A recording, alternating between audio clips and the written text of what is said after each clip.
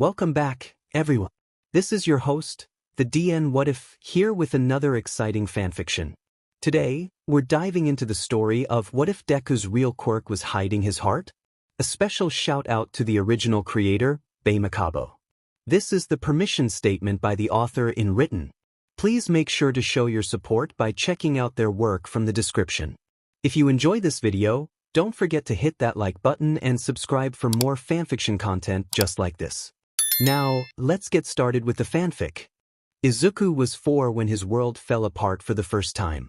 Quirkless, a single word that determined his future. It determined who would be friends with him, no one, who would associate with him, only his mother, and what he could be in the future, practically nothing, and definitely not a hero. Izuku was 11 when his world truly shattered. Not just fell apart, but shattered into a million pieces. It was when Midoriya Inko, his mother, died. Izuku hadn't noticed that anything was wrong. Sure, maybe she had been a bit more tired, but he didn't think it was anything serious. Neither did she, apparently, since she never said anything, or did anything that seemed out of the ordinary. One day she was alive, and the next she wasn't. She died overnight, in her sleep. The doctors said that it was due to high levels of stress, anxiety, and exhaustion, and Izuku knew it was his fault. His mother had been stressed since she was a single mother, since his father didn't want him and left when he was little. She was anxious because of him, always afraid of what others would do to him, always worrying about him, since he was quirkless and so fragile in her eyes. And she was exhausted for those same reasons, and because of the extra shifts she had been pulling at work, because as Izuku grew older, he needed more. He ate more, he needed more and bigger clothes, especially when they became ripped and burned beyond repair because of the bullying at school. Not that he ever told her how bad the bullying was. So, for 11-year-old Midoriya Izuku, all he knew was that his mother was gone, and it was his fault. And that guilt never left him, since no one contradicted him. He was put into the system after that, and went through many foster homes. Some were better than others, regarding the physical abuse at least, but none of them were really good to him. Most tried at first, but Izuku wasn't lovable, and so they all eventually turned him away. Whether it was because of the muttering, the stalker notebooks, his quirklessness, or just his attitude, either way, none lasted long and eventually, there were none left. Izuku was put in an orphanage and not one of the nicer ones. The head woman didn't really care about her charges, she provided for them, and that was it. She never even bothered to look at them, really. As long as you left her alone, she left you alone. The other kids at the orphanage were standard. There were the active bullies, the follower bullies, and the ones that just didn't bother to help.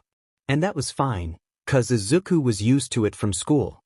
He eventually got used to the schedule around the place, and could go days or even weeks without seeing anyone. He was in his room most of the time, and always either the first or the last one out, to avoid the other kids. At meal times, he would go a couple hours after everyone else was gone, to sneak some of the leftovers.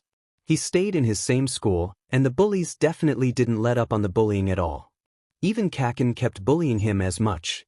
The only thing that proved Izuku's old friend wasn't completely heartless, and didn't hate Izuku's mother, was that he never teased Izuku about his dead mother, or him being an orphan. All the other kids did, but it was the one thing that Kaken wouldn't do. Things went on like this for a few years, and Izuku was nearing the end of middle school, and having to decide which high schools to apply to. He could apply to whichever he wanted, the orphanage didn't care. Izuku sometimes wondered how they got away with being as lax as they were, but he never did find out. Izuku got some part-time jobs, and did occasional odd jobs around the area. It was both for the money to buy himself better food and more clothes when his old ones got ruined, and to serve as a way to let him stay away from the orphanage more. Anyway, one day, while walking back from school, he got attacked by sludge. That was pretty not cool, but getting saved by All Might himself definitely was. He even signed Izuku's notebook. Then Izuku just had to grab onto the hero's leg as he was jumping away, resulting in a revelation about the hero's weakness and the dismay that came with being told he couldn't be a hero. And after that, he ran in to save Kaken from the same sludge villain, got saved by All Might again, and then got offered All Might's quirk and being told he could be a hero. And after that came 10 long months of training. Izuku never told All Might that he was an orphan. He figured that the #1 hero would decide that he didn't want his power to go to a useless orphan and would take back his offer. So instead, whenever All Might asked, Izuku would give vague answers, and whenever All Might took him home, Izuku would always direct him to an apartment building a few blocks away from the orphanage. It was a nice enough building, not too different from his actual old apartment that he had shared with his mom. All in all, he was pretty good at tricking people, and he wasn't sure whether to be satisfied with that, or to be sad that no one cared enough to notice how alone he was, and how empty his smiles were. When he signed up for UA, he falsified the documents. He had gotten so used to hiding that he was an orphan, that it's just what he didn't even think about not doing it. He made another account in his phone and laptop, and put that down under his mother's name, forged her signature, and put in a clause in the paperwork saying that she was working a lot, and so emails would be better than calls when it was necessary. That way, Izuku could act as his own legal guardian. And the orphanage never questioned what school he got into. He was shocked when he received a letter in the mail, with a video recorder with a video of All Might, saying that he had passed the exam. Midoriya Izuku was in the hero course at UA, and things were looking up. And then they went down. Kaken was in his class, he was even in the seat right in front of him. Of course, Izuku had known that Kaken would get in, but this was a bit of a stretch, and now Izuku was remembering that one word from Kaken could blow his whole charade. And then, of course, came the fitness tests, where he was almost expelled. He really needed to figure out how to control his quirk. And after that first day, Izuku managed to talk to Kaken alone. He told him about his quirk, but Kaken didn't believe him. He still thought that Izuku had been hiding it his whole life. But then Izuku managed to tell him not to mention that he was an orphan. Kaken just snorted, said, "Whatever, stupid nerd," and stomped away.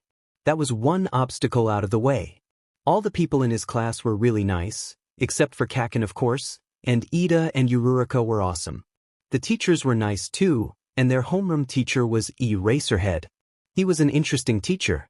Well, of course they all were different, since he was so used to teachers either ignoring bullying or helping with it, but Izuku was sure that they would act less nice to him if they knew he was a quirkless orphan. But Mr. Aizawa seemed different. Izuku didn't know what it was about the man, but he got the feeling that Mr. Aizawa wouldn't be one to discriminate. Of course, Izuku wasn't going to test that theory by telling him anything. Then came the USJ, which was definitely something. Of course, no one at the orphanage ever noticed or cared that he kept coming back injured. He, of course, got emails on his other account informing Midoriya Inko every time. There was an incident regarding her son getting seriously injured. After that was the sports festival, which went surprisingly well. Izuku even made a new friend, Todoroki. The other kids at the orphanage must have watched the festival, 'cause of course, who didn't, but they didn't confront him, surprisingly. Although, Izuku wouldn't be too surprised if they had just forgotten he existed. He hadn't seen anyone at the orphanage in a few months, and even the interactions before had been just in passing. Izuku was settling into the school more, now that he had been there for a few weeks, but he still couldn't bring himself to trust anyone. He had grown up, especially in the past few years, not trusting anyone. His mother was the only person he had trusted, and although he did trust heroes, he was still hesitant around them. He was okay with All Might, but he still didn't like being touched, and he flinched at sudden movements. Even around his friends, he was never completely relaxed. He tried to hide how uncomfortable he was, and he tried to keep enough of a distance between them so that if they ever found out about who he really was, it wouldn't hurt so much. After the sports festival came the internships, where he learned to control his quirk, and then the stain incident. Then, of course, came the exams, the mall incident, and the summer camp. Then there was the incident at Kamino Ward. And all through this, Izuku answered emails from the school to his mother, kept up his charade, and even faked documents when needed. Of course, he had been sure all along that the principal of UA, Inizu, knew what he was doing. After all, the principal was known to have an intelligence quirk. As far as everyone knew, nothing got past him. But he had allowed Izuku to live like this, so he didn't question it. And that became useful after the Kamino incident, when the school implicated its dorm system. Of course, the teachers were supposed to visit the parents of each student to receive their permission for their child to dorm at UA, and of course, Izuku couldn't do that. He panicked slightly, but managed to keep calm and emailed the school, from his mother's email, saying that Midoriya Inko was out of the country on a business trip, but that she trusted the school and the heroes to keep her son safe, and so granted her permission. Izuku was sure that that would have been suspicious to the teachers, and perhaps not accepted, but it was, and he figured he had Nizu to thank for that. So, after that, life became easier. Yes, it was harder to conceal how nervous he was around the other students, since they lived in the same building, but he had gotten more comfortable with them over all the time that had passed, and it was definitely easier than living at the orphanage. He didn't have to find convenient times to eat, or use the bathroom, or even just to enter the building. And even though he hadn't told the orphanage about anything, they didn't seem to care, as always, and truly he doubted they even knew he was gone. And Izuku was fine with that. But he also had another problem, and, surprisingly, it wasn't about keeping up his charade, or controlling his quirk, or even keeping up with his classes. No, his problem was centered around Mr. Aizawa. Izuku had grown up without a father, and without any kind adult other than his mother. He had always thought that he had done all right without a father, but he was starting to realize how much he wanted one, and how much he thought of Mr. Aizawa as that father. He wasn't even sure why. Maybe it was the way he felt that Mr. Aizawa wouldn't judge him, or maybe it was the way he kept protecting them, or the way Izuku felt that he truly cared more than most other people. But either way, he had started looking up to him, looking for him when he had a problem, and searching for his approval. And even if he didn't go to him as much as he would have, had he been used to asking adults for help, the urge to was still there. Strangely, Mr. Aizawa was even higher than All Might on his list of good adults. Izuku wasn't sure whether it was because of how much of a fan he was of All Might, and that hindered him from thinking of the hero as a person, or whether it was something else, but the symbol of peace just couldn't compare to Mr. Aizawa, especially when it came to being a good father. Yes, All Might was his mentor, but Mr. Aizawa was his dad. And that was a problem. 'Cause Izuku didn't want to let anyone in. He was still scared of rejection, and he couldn't overcome that fear. So he thought all of these thoughts secretly, treated Mr. Aizawa the same as everyone else, and tried to ignore the warmth he felt whenever his homeroom teacher showed that he cared, whether it be in a glance or the rare word of affection, although those were usually rather vague, or just a small gesture. In fact, even when the underground hero called him's problem child, which would normally make him flinch and cower away, drowning in self-doubt and self-loathing for being a problem, the way Mr. Aizawa said it showed how much he cared. Izuku heard affection in the name, and even if it wasn't really there, he held on to the hope that maybe, just maybe, Mr. Aizawa cared about him as more than just a student. So yes, most everything was going fine in Izuku's life, but of course, with his luck, that couldn't last. If he had just lasted one more day, that's all he would have needed to keep up his act. But no, everything fell apart because of the difference of him not being able to be strong for one more day. The atmosphere in the dorms was chaotic, but happy. The students were getting a week-long break from school, and so were going home to spend it with their families, and they were all excited. Well, almost all of them. Izuku was dreading it. When he was at the orphanage, he was alone. He sat in his room, or sometimes went out around the city. He had to sneak around to avoid being noticed, and even to get food, use the washrooms, or do his laundry, which he normally did in the middle of the night, so he wouldn't run into anyone else using the machines. Over his years of being at the orphanage, he had almost forgotten what it was like to live normally, to feel safe in your own home, and to feel loved. And while Kaken was at the dorms, Izuku hadn't felt scared around him in a while, especially with all of the students around.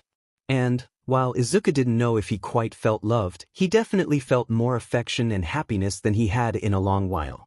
He had friends, and even though he wasn't completely relaxed around them, he had been doing better. So now that he had to go back to the orphanage for a week, he was sad, upset, nervous, and scared. And all of those together were making him feel sick. They had one more day of class before the weekend, and then they would be going home. Most of the students were leaving the next day after class, but some of them were leaving Saturday morning, if they had a longer way to travel to get home. And Izuku was leaving with them. Technically, the orphanage was in Mizudafu, which was right by UA, but he had said that his mom was on another business trip and wouldn't be back until Saturday. He would do anything to get that extra day at the school. Friday morning, when he woke up shivering, and with his blankets and sheet kicked off around his ankles, he thought nothing of it. He chalked the headache up to stress, and the sore muscles he passed off as just having trained too hard. It wasn't until halfway through the day, after his temperature kept fluctuating and his headache had worsened, that he realized him feeling sick before might have been him actually getting sick. The thought crossed his mind that he could postpone his going back to the orphanage since he was sick, but then he realized that the school would probably either make him go anyway, would drop him off if necessary, maybe, or would ask his mother to come pick him up. The first two were pointless, since they would end up with him being in the orphanage anyway, and the last one wouldn't work because he didn't have a mother to pick him up. Guess it was back to the orphanage tomorrow. After classes that day, he said goodbye to most of his friends, trying to act cheerful and excited like them. He had no doubt that Kakin wasn't fooled, but they had known each other for forever, plus Kakin knew about him being an orphan. That night supper was quieter, and he just went up to his room after, not bothering to hang out downstairs with the few students left. He did some research on heroes, and wrote in his notebooks, but he couldn't focus as well. He had started feeling worse and worse throughout the day. Now, his head was pounding, he was either too hot or too cold, any movement he made him feel like he had just ran 5 kilometers, and he was so tired. Finally closing his notebook and shutting his computer and packing it away with his bag for the week, he prepared for bed and went to sleep, dreading tomorrow. Of course, he had no idea of how bad it would actually be. Shoyuta wasn't worried. He wasn't. Sure, Problem Child had seemed more upset than usual lately, and yes, he had seemed even more off yesterday, but that didn't mean Shoyuta was worried. Why would he care if Midoriya seemed tired, distracted, and pale yesterday? And why would he care if he had seemed sad for the past week, but tried to hide it? Well, it was for the same reason that he was worried about the Problem Child all the time, whenever he flinched at a touch or a loud sound, whenever he seemed nervous around the teachers and other students. Yes, Shoyuta had noticed all this, but he couldn't understand it. There was the possibility that he was bullied in school before, but with his powerful quirk, that didn't seem like it would have happened. The only other thing he could think of was that he had a bad home life, but that didn't exactly seem like something that would make him hesitant around teachers and students. Of course, the suspicion wasn't helped by the fact that none of the teachers had ever actually seen his mother, let alone spoken to her. It was suspicious, but Principal Nizu seemed fine with it, and accepted the emails as their form of contact. Shoyuta had never liked the situation, but he couldn't defy the principal and he didn't want to intrude into Midoriya's life. Actually, scratch that, he did want to, but he knew that Midoriya wouldn't want that, and he wanted to respect the boy's wishes. Of course, that didn't stop him from getting attached to the boy. He always cared for his students, at least, the ones he didn't expel, but this year's class was special. He didn't know if it was because of how much danger they had been in, and so how much he had protected them and wanted to protect them more, or if they were just a bunch of good kids. But either way, he cared about them and Midoriya most of all. The boy was just so friendly and kind and smart. He was energetic and eager to help anyone. He was also skittish, hesitant, nervous. He didn't trust anyone, which Shoyuta himself understood, since he tended to avoid getting too attached to people. However, Midoriya was just a kid. He was supposed to be attached to his friends, and yes, he was friends with the whole class, even Bakugo, somehow, but he didn't let anyone in. Shoyuta knew this, but wanted it to change. He wanted the boy to be able to trust people, to be able to trust him. Okay, so maybe he was a little worried. But the boy would be fine. He had never showed signs of physical abuse that would show he had an unsafe home life, and he hadn't seemed too scared about going home, more just uncomfortable. Knowing that he wouldn't be able to figure out anything more without disregarding said student's privacy, Shoyuta just sighed and continued on with his job. He was going through the dorms to make sure that everyone was out and on their way home and didn't have any problems. He checked a few more buildings, all of which were empty, except a couple students whom he saw leaving before locking up. Finally, the only one left was the dorm building for 1A, which was one of the classes that had the most students staying the extra day. As he was walking up towards the building, he saw Ida heading towards him from the direction of the school buildings. Shoyuta turned and waited for the boy as he hurried towards him. "Mr. Aizawa," Ida greeted with his usual energy, chopping his arm through the air. "I was looking for you. I and the other students from our building are all ready to go, and the others have already headed out, I believe. That is, all except Midoriya. I haven't seen him all morning, and believe him to still be in bed. We tried knocking, but weren't sure whether he had left already, or was just still asleep. My train is leaving soon, but I am worried about him."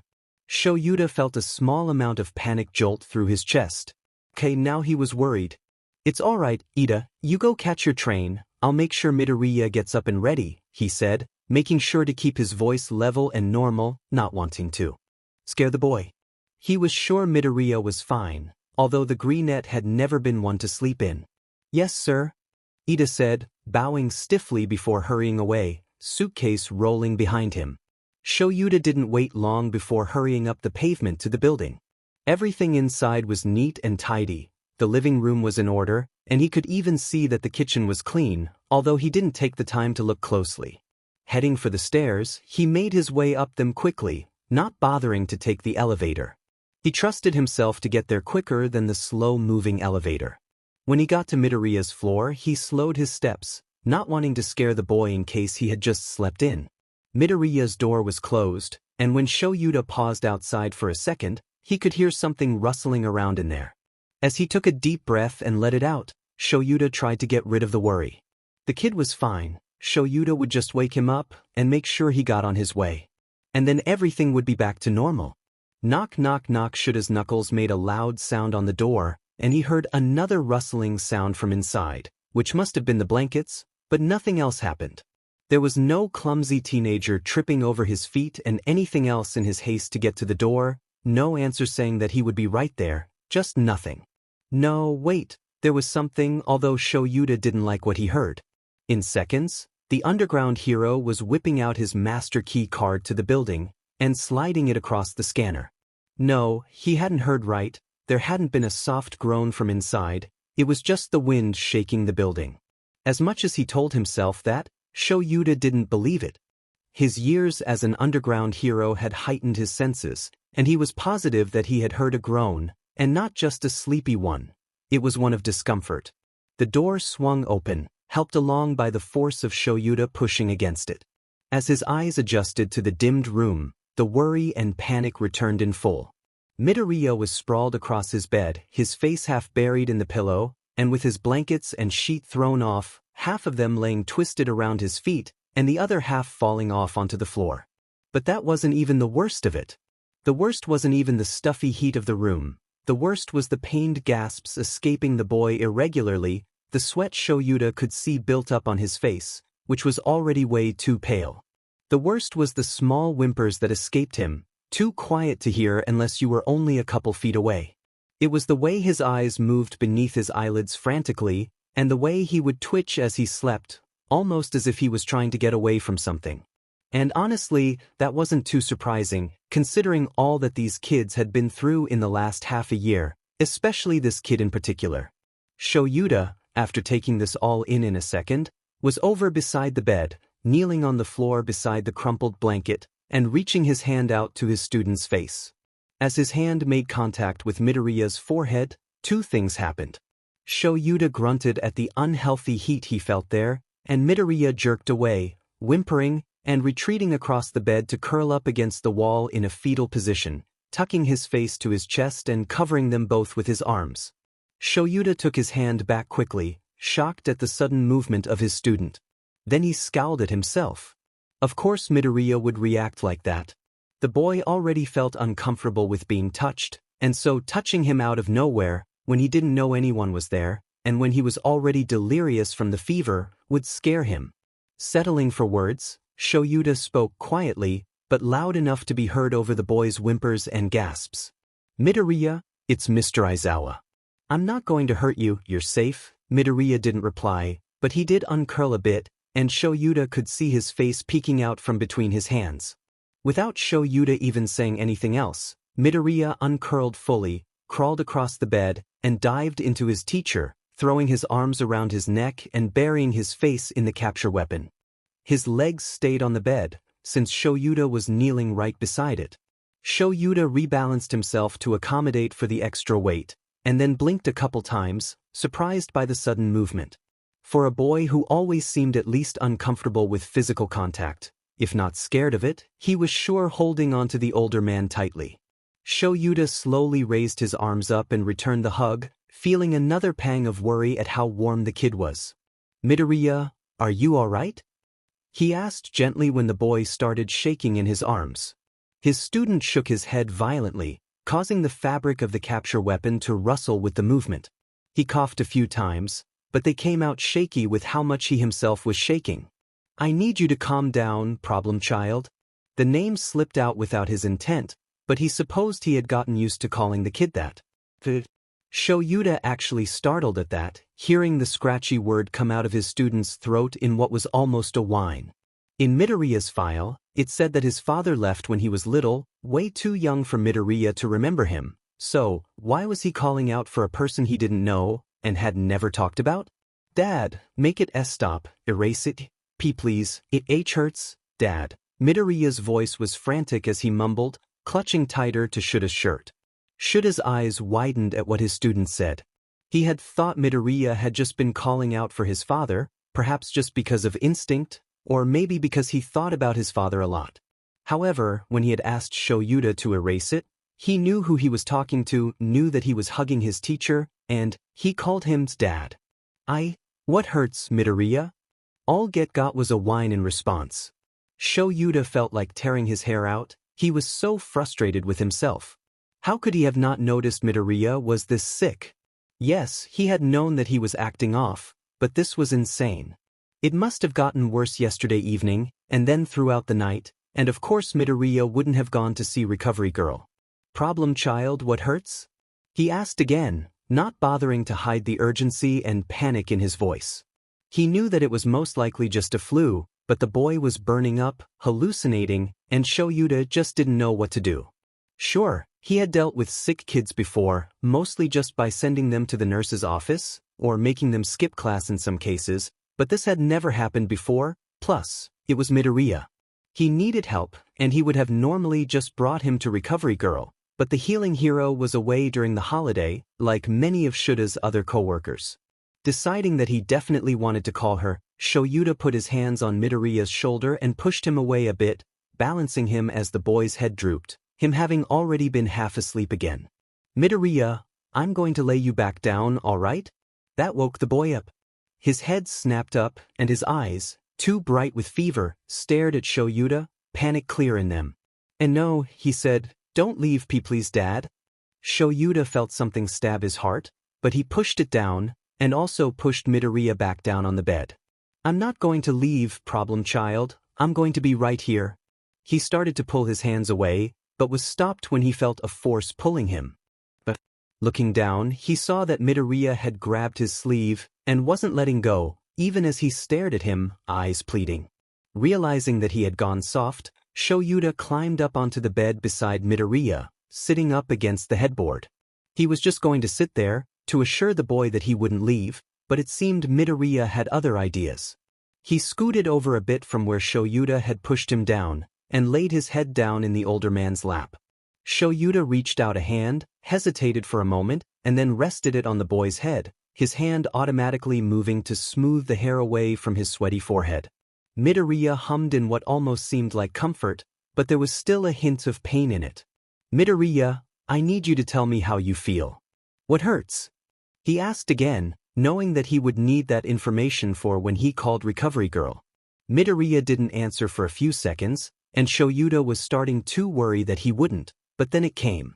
My head hurts," he swallowed thickly, "and I'm dizzy and it's hot, and I'm tired." His voice was starting to slur heavily, but he kept going, and shouts kept stroking his hair. "And, everything hurts, and leave." His voice faded off at the end as he fell asleep, but his breaths were still heavy. He was way too hot to the touch, and when Shoyuta lifted up his wrist to feel his pulse, it was too weak and too fast. He really needed to call Recovery Girl now. Shoyuta shifted around a bit, careful not to let Midoriya's head slide off his lap, and managed to grab his cell phone from his back pocket. He opened it up and went into his contacts, finding the one he wanted near the top. After he clicked on the healing hero's name, He put the phone to his ear and waited for her to answer. "What do you need, Aizawa?" she said immediately. Unfazed, Shout replied, "Midoriya's sick." Sigh, he heard over the phone. Can that boy never stay out of trouble? Shoyuta felt frustration bubbling up, but pushed it down. After all, he often had similar thoughts about his problem child. "Alright, what are his symptoms?" Recovery Girl asked. Shoyuta listed off the ones Midoriya had told him, as well as what he could tell for himself.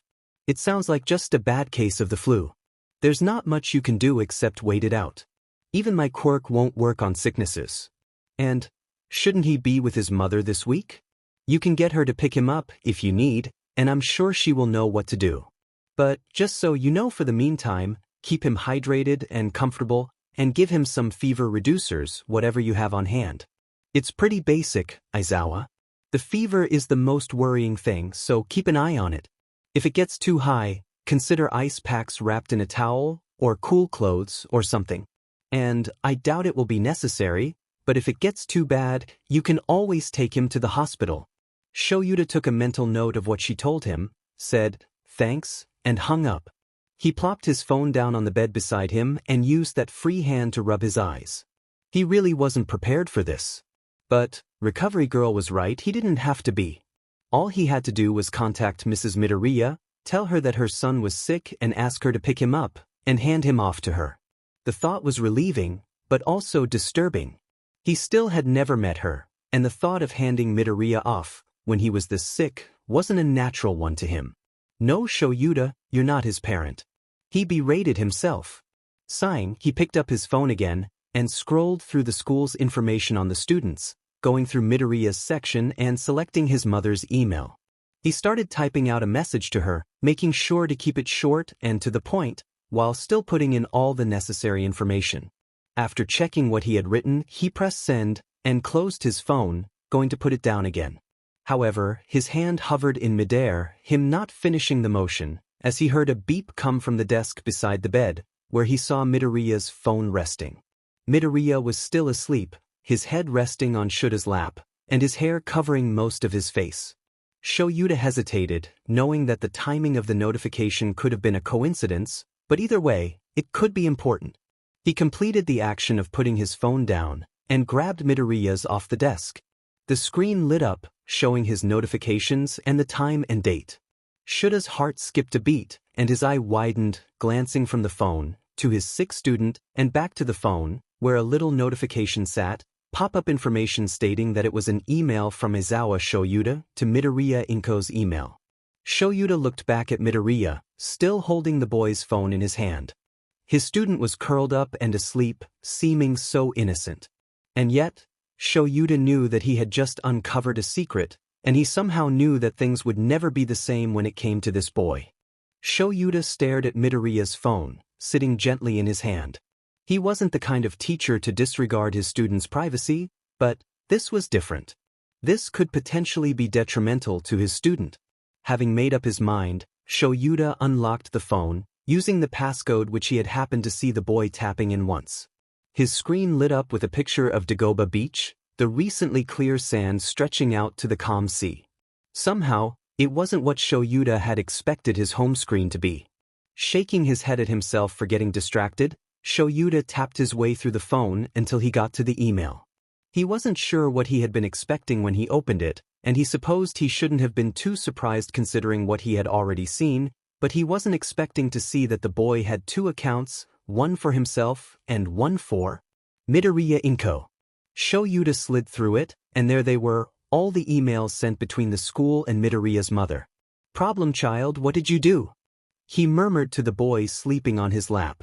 Midoriya's head twitched, but other than that he didn't wake up. Shoyuta resumed stroking his hand through the boy's hair, having stopped when he had gone into the boy's email. Shoyuta sighed, and closed the app. He knew that he wouldn't be able to get any answers out of the boy, not when he was like this, so he had to resort to the only other person he knew could give him answers. He held his phone up to his ear, and heard the line being answered after the second ring. Aizawa, what can I do for you?" came the chipper voice of UA's principal. "Midoriya's mother, what do you know about her?" He didn't bother to explain further, since he knew that Nizu would understand. Ah, the principal's voice grew serious. About that, Aizawa, she's dead. She passed away 5 years ago. Shoyuta blinked once, then twice, processing it. When his brain had fully registered what it heard, he groaned, letting his head fall back to rest against the headboard. A shelf was digging into his head, but he didn't care. All he cared about was that Midoriya's mother had apparently died 5 years ago, and his father had left when he was just a baby. The kid was an orphan. At that thought, his head snapped back up. His legs jolted a bit as well, causing Midoriya to groan and shift a bit, but he settled down again once Shoyuta played with his hair more. Nizu, where's the kid staying when he's not at school? He asked frantically. An orphanage, where he has been for the last few years before UA, and the dorms. He started out in foster care, but none of them lasted, and after a year, the orphanage was the only place that would take him. But he's a good kid and has a strong quirk. Most people would be eager to get behind him, he said, genuinely confused. Yes, well, that's something you will have to ask young Midoriya yourself. But, may I ask, how did you figure it out? Nizu asked, voice going back to sweetly innocent in a moment. Midoriya's sick. I emailed his mother to see if she could pick him up, and Midoriya's phone got the notification. I'm assuming that he forged all the documents he used for the school too? Yes, Nizu replied. I noticed, of course, but I was curious to see what he would do with it, and I didn't want to have to turn him away for forging documents. Who else knows? Just you and I, as far as I know. Not even All Might? He asked, knowing how close he and Midoriya were. No. And which orphanage? Shoyuta asked his last question.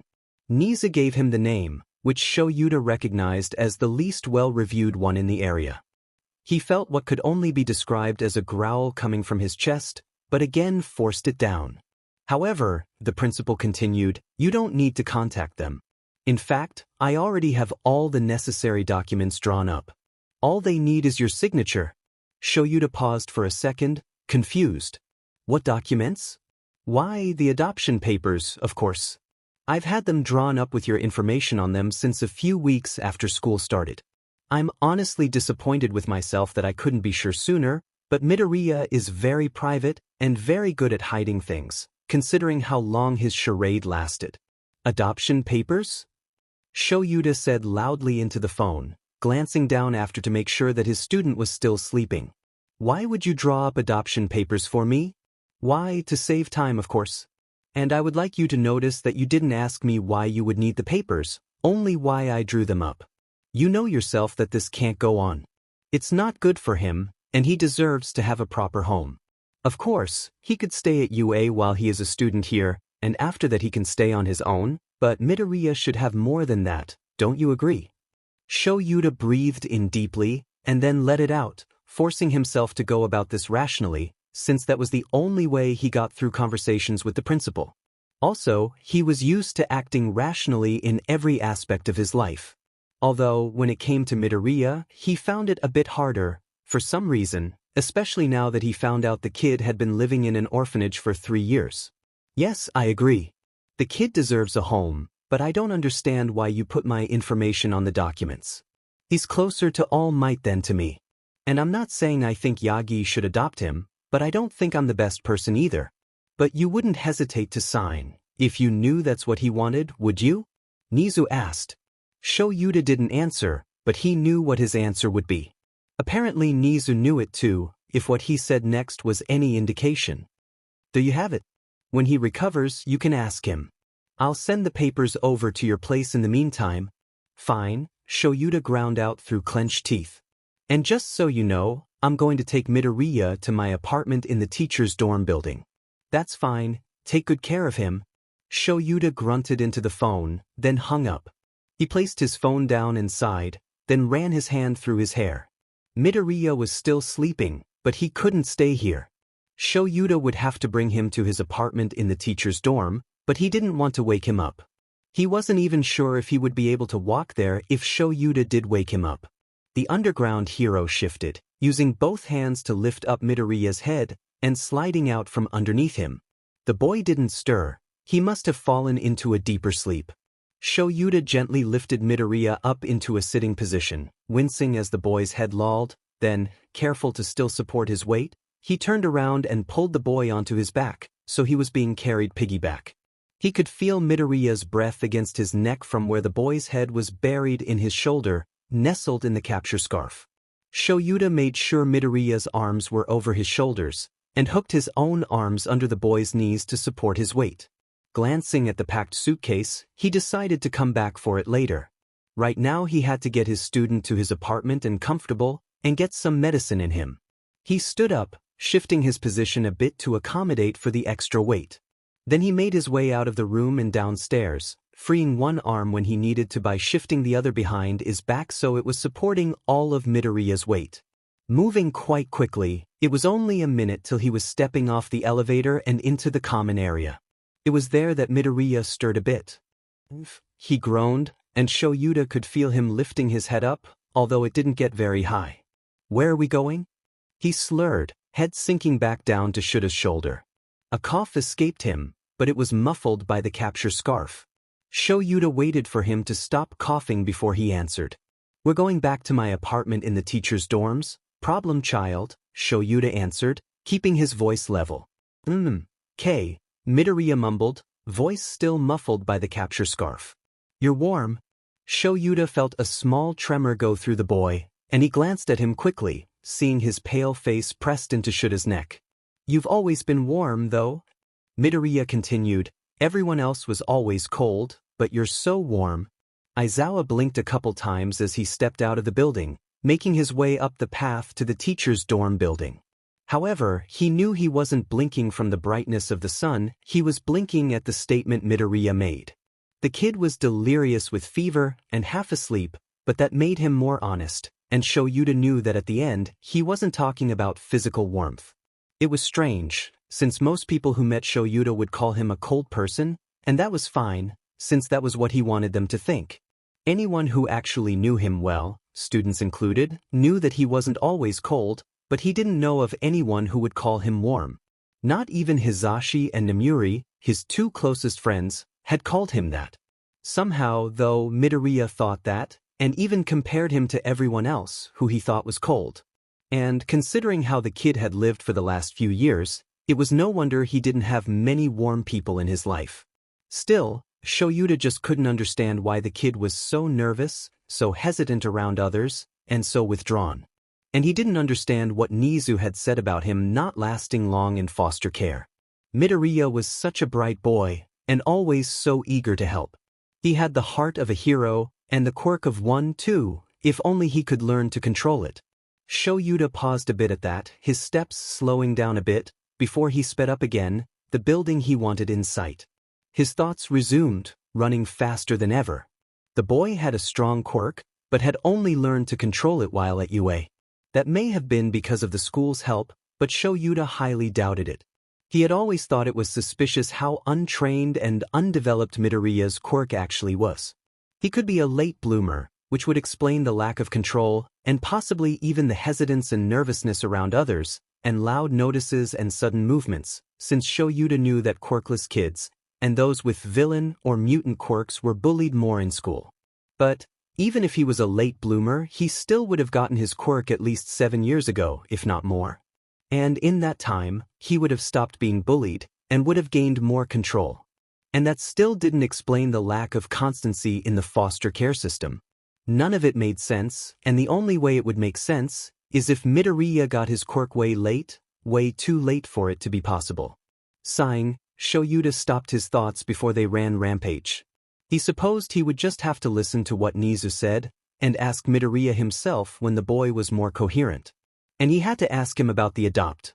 No, Shoyuta wouldn't go there. That was way too sudden and strange. Coming out of his thoughts, Shoyuta realized that he was already walking up the stairs in the teacher's dorm building. Focusing on the task at hand, he made it the rest of the way up to his floor and over to his door. He struggled a bit with getting his key, but finally managed to slide it out of his pocket and swipe it through the lock on the door.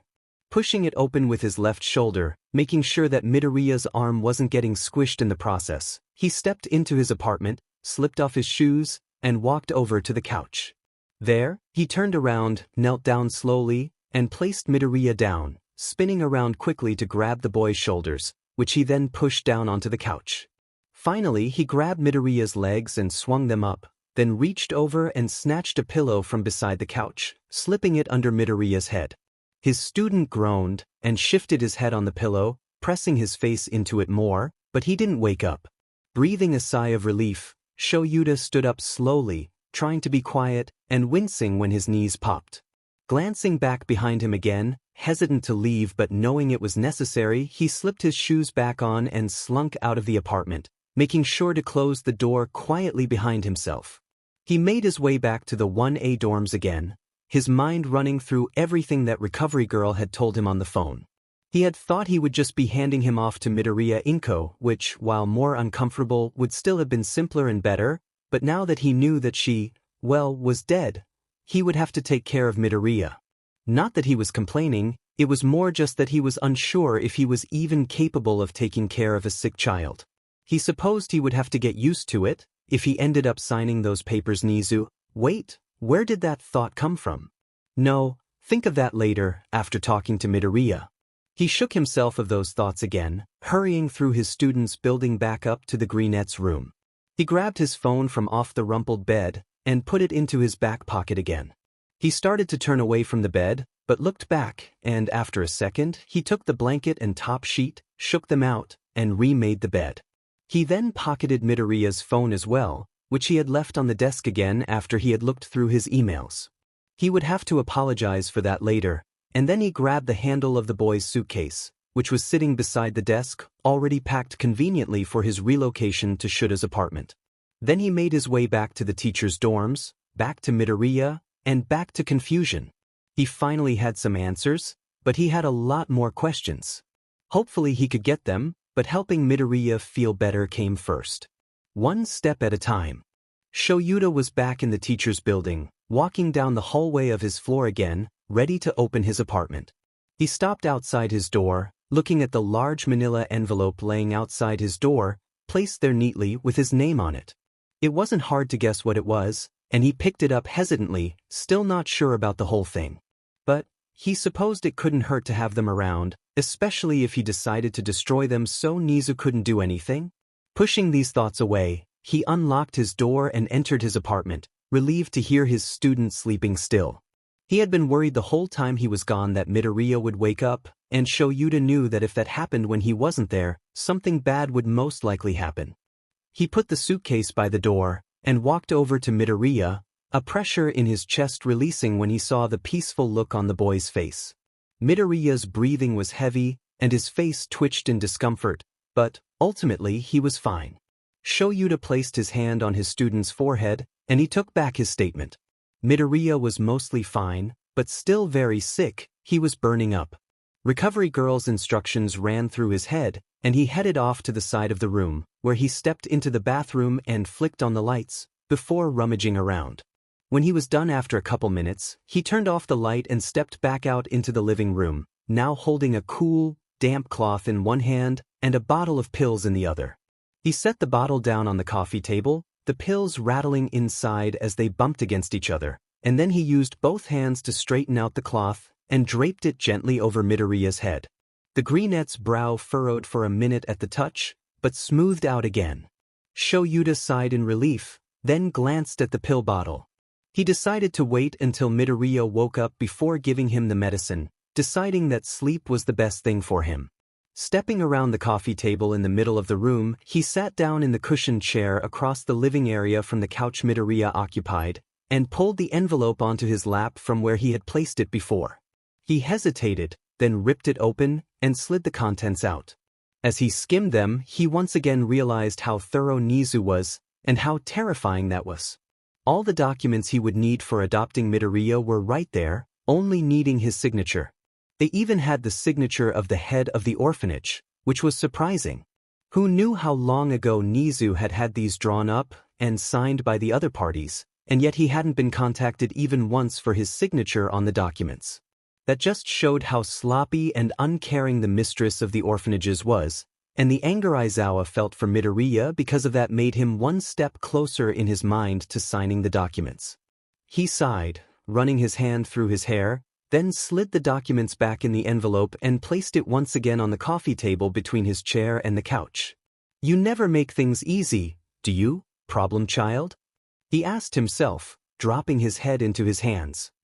His head popped up again a second later when he heard a moan coming from the couch. It was almost like he was answering Shura's rhetorical question, and the thought almost made the hero smile internally, of course. By the time Shoyuta had stood up and made his way over to the couch, Midoriya was blinking his eyes open, his gaze traveling, unfocused, across the room. Shoyuta crouched down, and after a few moments, Midoriya's eyes finally focused and locked on his face. "Mr. Aizawa?" he slurred out, his voice fuzzy with sleep. Scrunching his eyes up, he brought a hand up to his face and rubbed his eyes sloppily. "Yeah, problem child, I'm right here," Shoyuta said, his voice staying monotone like he normally spoke, but with just a hint of something else in it. He himself wasn't even sure what it was, whether it was concern, or care, or something else entirely. He had never been good with emotions. "Where's air?" Midoriya asked, his hand dropping to his side as he tried to sit up. Shoyuta reached out to help him, bringing his arms up around the boy's shoulders to help pull him up, and grabbing a pillow from beside the couch to put behind him and help prop him up more. He was surprised that Midoriya didn't flinch at the contact, or when he reached out, but he supposed maybe it was because the boy had just woken up and was pretty out of it with the fever. Although, now that he was thinking about it, Shoyuta couldn't remember Midoriya flinching around him at any time recently except for earlier when he had just found him, and Midoriya had just woken up. Whether that meant Shoyuta had just gotten used to the flinching and so didn't even notice anymore, or whether it meant something else, he wasn't sure. However, he hoped that it meant the boy was more comfortable around him, but he wasn't sure why that would be. After all, Midoriya seemed closest with All Might, and Shoyuta had seen Midoriya flinch at the symbol of Peace's touch just a couple weeks ago.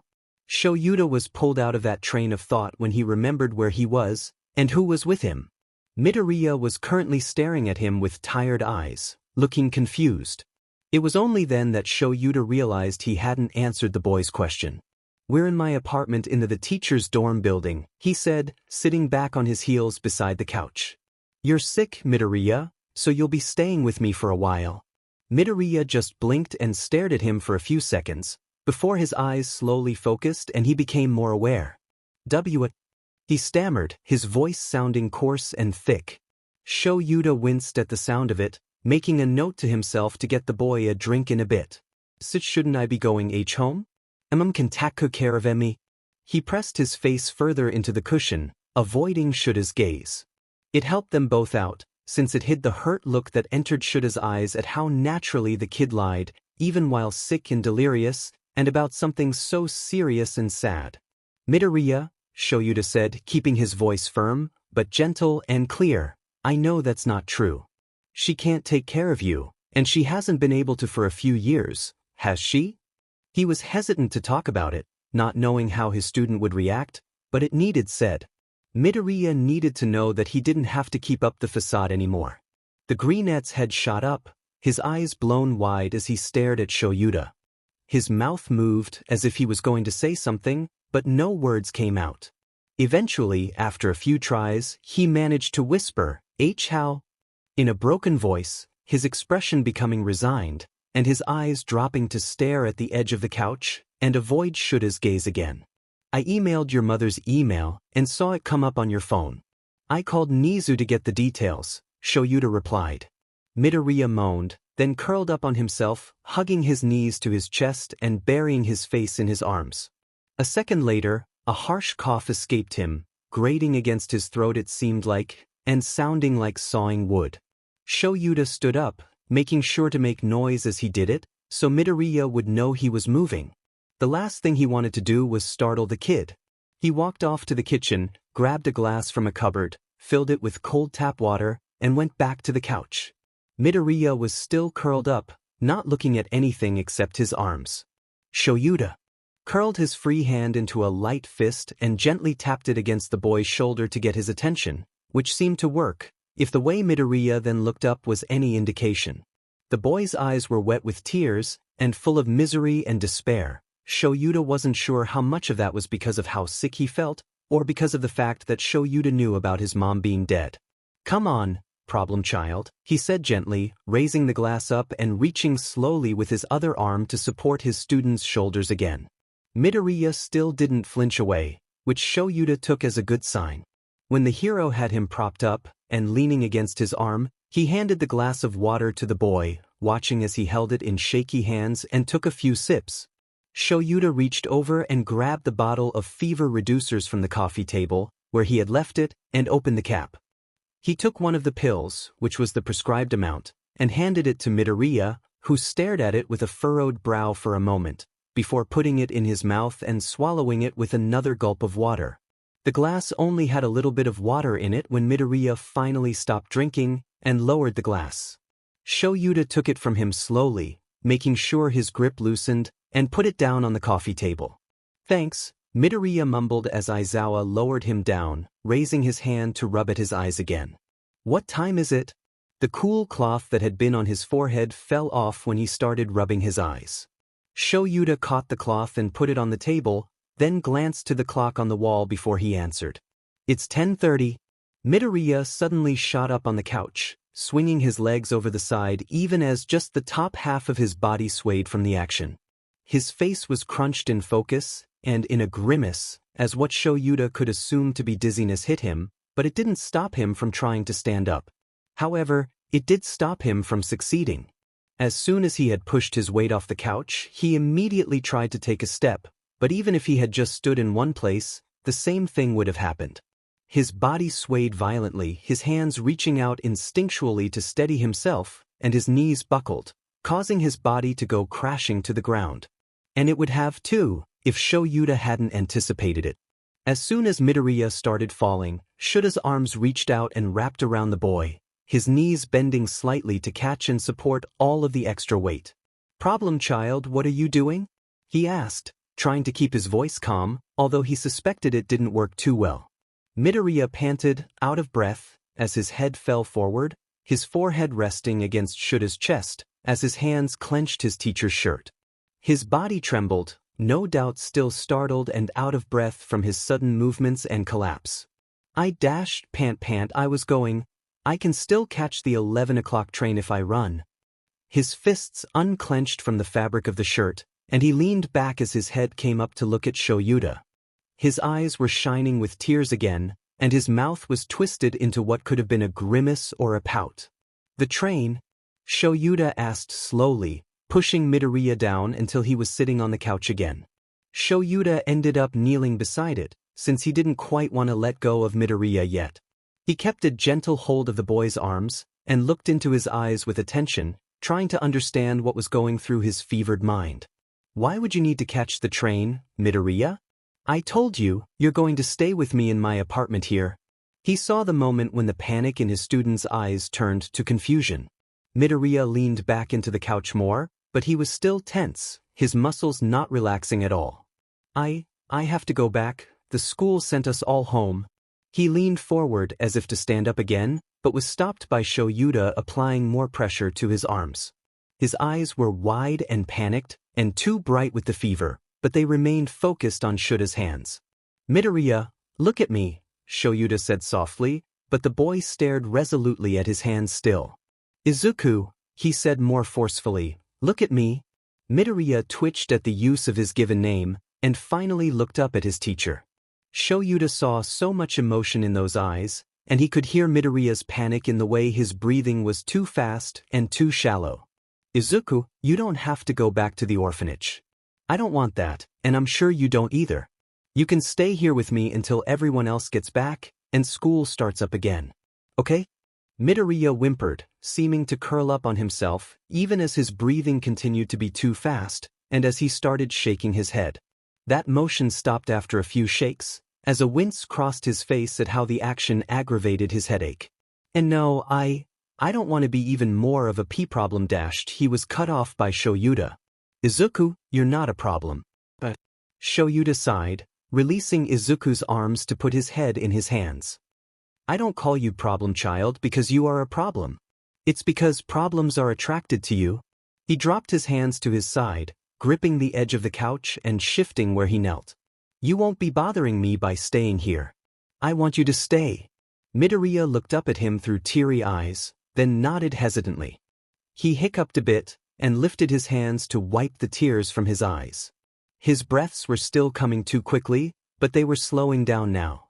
All right, I'm going to be right back, okay Midoriya? His student hesitated for a second, then nodded, wincing again as it increased his headache. Shoyuta stood up, grabbed the almost empty glass from the coffee table, and headed towards the bathroom again. This time, when he came out a minute later, he came out carrying the glass, full of cool water again, another container of pills, this time painkillers, and a thermometer. He knelt back down by the couch, where Midoriya was still sitting up, but now had his head cradled in his hands as he tried to calm down. His breathing had mostly gone back to normal, except for the occasional shuddering breath that shook his frame. Shoyuta put his findings down and reached out, gently resting his hand on the boy's shoulder. Midoriya's head shot up, red-rimmed eyes staring straight at the hero. Hey, kiddo, Shoyuta said, keeping his hand on the boy's shoulder, I brought you some painkillers. Do you want them?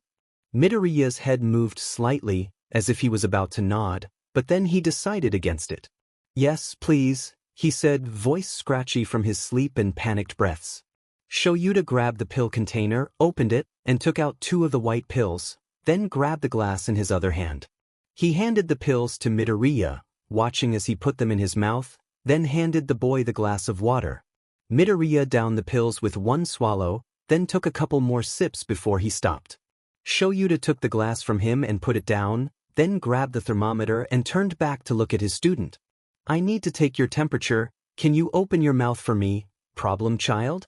He asked, holding the instrument lightly in one hand. Midoriya blinked at him, then opened his mouth slightly. Shoyuta slipped the thermometer in, and could see as Midoriya immediately shifted it so that it was under his tongue. Good boy.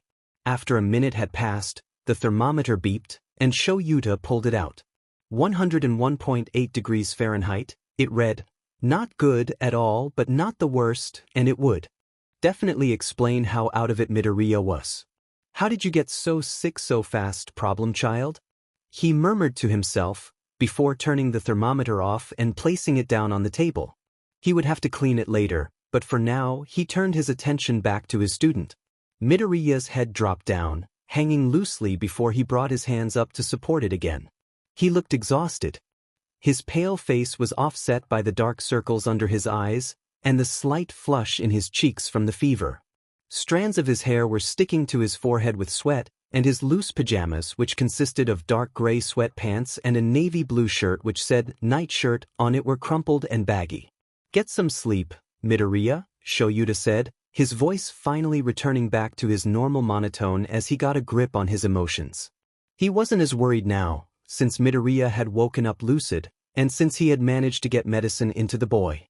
A lot of sleep and a few days of rest, and his student would be right as rain, bouncing off the walls, sometimes literally, and never staying out of trouble.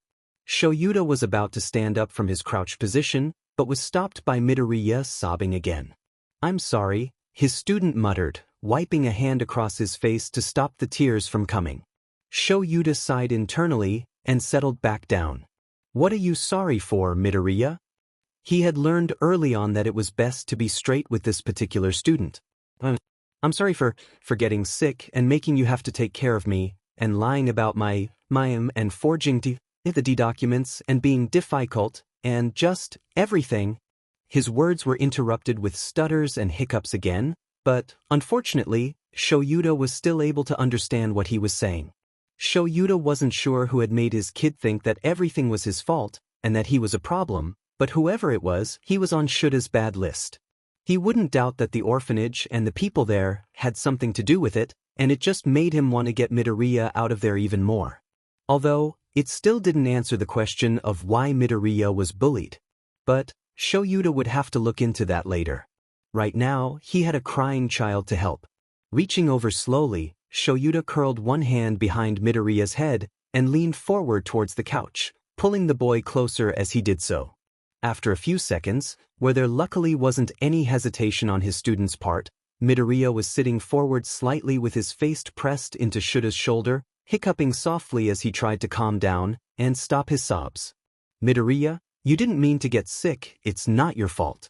And it's not a problem for me to take care of you. It's my job as your teacher, and as someone who cares about you. Normally Shoyuta wouldn't have said something like that, even if he meant it, but this was an extreme case. He didn't like coddling people, especially hero students. They needed to know how hard being heroes would be in the future, so they needed to be tough. It wasn't his job to love them, just to teach them. However, with this particular student, who had likely never received any love for the past 4 years, he felt that he could make an exception. And regarding you lying about your mother and forging documents, that is something we need to discuss, but I'm sure you had a reason to. We'll talk about that later. Right now, all you need to do is rest and let me take care of you. Stop worrying, Izuku. Midoriya hiccuped once more, then nodded into Shuta's shoulder. The hero was concerned at the amount of heat he could feel coming from the boy, even through his shirt, but he could hope that the fever reducers would kick in soon. And he would have to refresh the cloth and put it back on his forehead. Its time on the coffee table was almost over. All right, then let's get you lying down so you can sleep, Shoyuta said, pulling away from his student. Midoriya whined, grabbing Shuta's sleeve before he could get too far away. Shoyuta leaned forward again, putting his hand on Midoriya's head, burying it in the green curls. I'm not going anywhere, Midoriya. I'm just going to be over on the chair, okay? I'll be in the same room, and I won't leave you alone. You need to sleep. He waited a few seconds, until he felt Midoriya's grip loosen, then he pushed the boy down until he was laying on his side, head on the pillow. Shoyuta sat there, watching as Midoriya's eyes started to slip closed. For the first few times that they did, the boy would snap them open, lifting his head up with a panicked look on his face until he saw Shoyuta still there. The underground hero kept his face neutral each time, not giving away his thoughts. Finally, after a few minutes had passed, Midoriya's breathing had evened out and deepened, signaling that he was asleep. Shoyuta stood up slowly and quietly, then grabbed the cloth and stepped into the kitchen, re-wetting it and bringing it back in to lay on the sick child's forehead. Midoriya visibly relaxed when it was in place, and Shoyuta did in turn. Even if he would deny it to anyone that asked, he was worried. He was worried about how sick Midoriya was, about him being an orphan and staying at an orphanage for the last 3 years, and about his hesitance around people, even flinching at loud noises and sudden movements. Although, of course, he never did around Shoyuta, which was another question in itself. Shoyuta wouldn't say that he had a calming personality, and he wasn't someone who would be trusted easily, especially considering the logical ruses he used in teaching his students. Sure, Shoyuta had protected his class, including Midoriya, from villain attacks, but so had the other teachers, and Midoriya was still nervous around them, even All Might. Sighing, Shoyuta sat back down in the chair across from the couch. He knew he wouldn't get any answers to these questions until Midoriya woke up, so he would just have to be patient. At least that was something he had experience doing. Being an underground hero required a lot of patience, and he had never struggled with it. As he relaxed into the chair and allowed his mind to wander, it strayed to something he had thought earlier, and he latched onto that, jerking awake. He wouldn't doubt that the orphanage and the people there had something to do with it, and it just made him want to get Midoriya out of there even more. Had he actually thought that? Was he seriously considering adopting this kid? After a moment of thought, he realized that he was. He sat up straighter and grabbed the envelope which was still on the table. He slipped the papers out and read through them again. It had everything ready, every signature except for his. All he needed to do was sign where he had to, and take it to get registered. He could literally adopt Midoriya, and have the process finished in just a day or two. One thing he noticed, however, and which honestly shouldn't have been surprising, was that he didn't need Midoriya's agreement or permission anywhere. Midoriya had no choice in who adopted him, as long as the orphanage agreed. Shoyuta, of course, would never do that. If he was seriously going to sign the papers and adopt him, he would get Midoriya's agreement first. And with how things were going, that was becoming a more likely possibility. He just couldn't stand the thought of his kid not having a home outside of the school. And no, the orphanage didn't count. As he flipped through the pages, one more time, another stack of papers at the back caught his eye. He remembered seeing them before, but he hadn't read them yet, since they were a whole other section. He had a guess about what they were, but he wasn't sure. As he took off the paperclip and glanced through them, his guess was confirmed. They were all of Midoriya's information, from date of birth, to names of parents, to birth certificate and other papers that every citizen needed. The last papers were his health records, which would include all the times he had ever gone to the hospital or been diagnosed with something relating to his health. Shoyuta was about to put it all away when one thing on Midoriya's health record caught his eyes. Sitting innocently on the page, hidden amongst other words and yet still seeming to stare Shoyuta in the face, was one word: quirkless. Shoyuta blinked a few times, then reread the word. It was a diagnosis from a quirk specialist from when Midoriya was 4. The next page in the stack was an X-ray of a child's foot, and there was an extra joint in the pinky toe. Words were written on the side of the page, explaining what it was, and what it meant: that the child was born without a quirk, his body not formed to have one, less streamlined than those of people born with quirks. Shoyuta finally put all the documents away, in a daze before his mind finally registered what he had read. Everything made so much more sense now, from the flinching and nervousness, which would have been common in someone who was bullied for being born without a quirk, to the lack of control over his quirk, which would have been the result of not only his body not being made to have a quirk, but him not having had it for as long as others, too. The only thing it didn't explain was how this quirkless boy now had one of the most powerful quirks Shoyuta had ever seen, but he didn't doubt that All Might had something to do with it, considering how close those two were, as well as how similar their quirks were. "Problem child, what am I going to do with you?" he groaned, flopping forward to bury his face in his hands. The boy across the table from him kept sleeping, completely unaware of what his teacher was going through because of him. He groaned again. Shoyuta started digging. He dug into all of Midoriya's records, from the moment he was born, to now. Even some of the documents that needed ID to access, he was able to see because of his pro-hero status. After an hour of combing through every document he could find on the kid, from birth certificate, to school reports, to quirk status, he leaned back in his seat, buried his face in his hands, and groaned.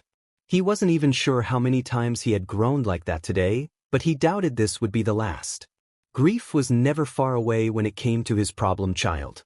From all the information he had gathered, he had come to the conclusion that Midoriya had been medically diagnosed as quirkless at the age of 4. There was even an X-ray image of his foot, which had the extra joint in his pinky toe, to prove it. And then, the day of the UA entrance exam, he had updated his quirk status on official documents to say that he had a quirk. And Shoyuta knew he did have one, so there was no question about him forging more documents so people would think he had a quirk when he didn't, but the question was, how did he have one? It should have been impossible for him to have one, and Shoyuta had more than just a feeling that All Might had something to do with it. The former number 1 hero was too close to the problem child to not have anything to do with it, and their quirks were rather similar. He had realized that before, and so had others, if Todoroki's theory about Midoriya being All Might's son were anything to go by, but he had chalked it up to just being a coincidence.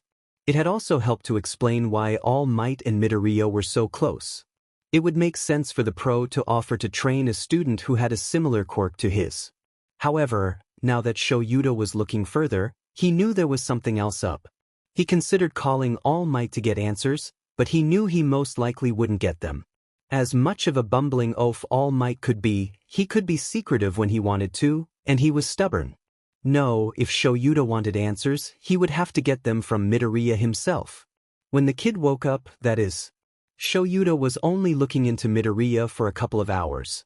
After he was done that, he started doing his own work, which included both grading papers and making new quizzes for his school, and doing some work on a case he was working for in his hero work. Midoriya slept deeply for around 5 hours, except for one point about an hour in, when he started shivering in his sleep. Shoyuta looked up, a frown on his face. No matter how much he didn't know about taking care of sick children, he knew what the shivering meant. Midoriya's fever was rising. Shoyuta had stood up and walked over to the boy, testing his hand against his cheek to check his fever. It was still high, but it didn't seem like it was high enough to be too concerning. He took the cloth off Midoriya's forehead, which was now warm and dry, and refreshed it in the kitchen, running it under cool water, wringing it out, and putting it back over the boy's forehead. He had done that already several times. He had debated getting a blanket to cover the boy with, since he was shivering, but he wanted to keep the kid cool so his fever didn't rise any more than it already was. However, Recovery Girl had said to keep him comfortable. After a minute of debating with himself, Shoyuta finally made up his mind and went over to his linen closet and grabbed a light blanket and draped it over his student. Midoriya had immediately curled up more under it, his hand reaching to grab the edges of the blanket. That's adorable, Shoyuta had thought. Wait, what? Where had that thought come from? Not that it wasn't true. Other than that, he just did his work the whole time, stopping only to check on Midoriya, refresh the damp cloth, and once when he got himself a juice packet when he started getting hungry. Midoriya had also kicked his blanket off a few times, and Shoyuta had had to get up a couple times to put it back over him when he started shivering. The hero didn't like that his fever was still rising at all, but it wasn't high enough yet to warrant worrying overly much. Now it was around 3 in the afternoon, Midoriya was starting to stir again. Shoyuta glanced up from the file he had been reading and put it down on the coffee table, which was getting full very quickly. He stood up, hearing his knees pop as they straightened out of the position they had been in for a while. Midoriya was opening his eyes as Shoyuta made his way over to the couch. "Hey kiddo, how you feeling?" Shoyuta asked softly, moving and speaking slowly and gently, as he would when dealing with scared civilians on patrol and when he approached stray cats. Midoriya groaned, turning his head on the pillow and closing his eyes again. After a second, however, he opened them and tried to sit up suddenly on the couch. Shoyuta was immediately there, trying to push him back down, before he saw the panicked look in Midoriya's eyes, as well as the stubborn set of his lips and the greenish tint to his skin. Looking frantically about the room, Shuta's eyes fell upon the fruit bowl sitting in the middle of his coffee table, surrounded by papers and the things he had gotten for Midoriya.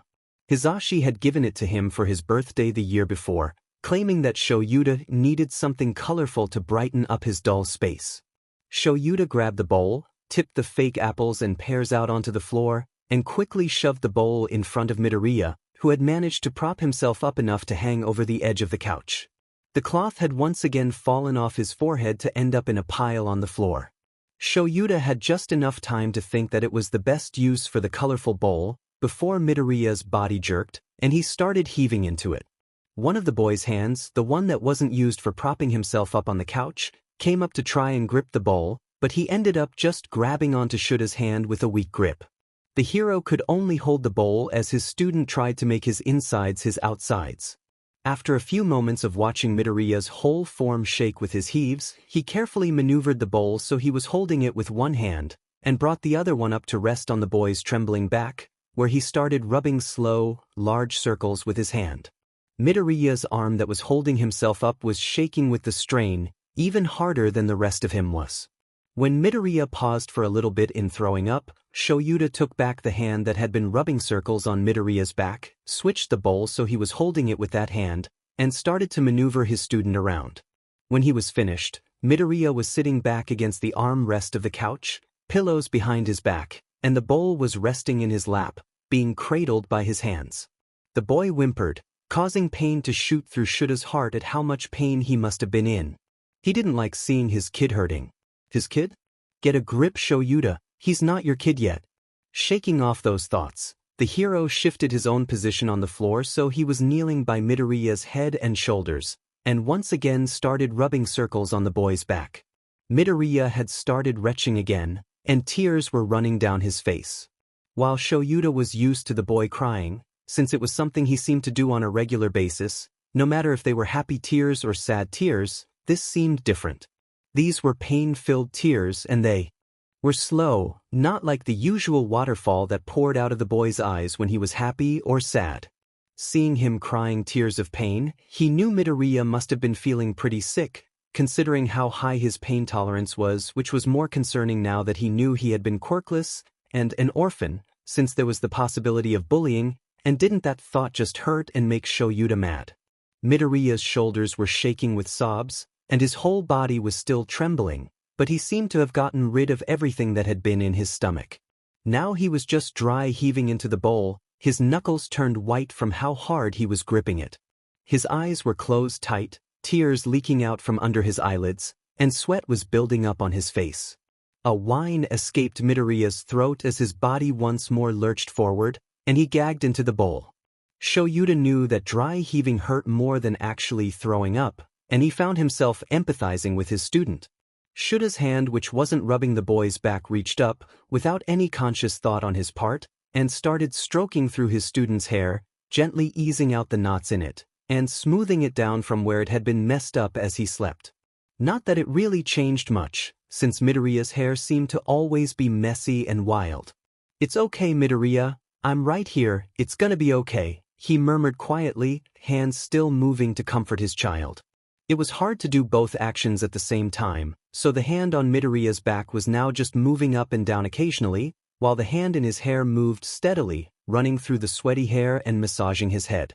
Another sob escaped Midoriya, but he had stopped heaving, and it didn't seem like it would start again. Shoyuta switched hands again, so the one that was on Midoriya's back was now in his hair, and his now free hand reached out to grab the bowl from Midoriya's shaking fingers.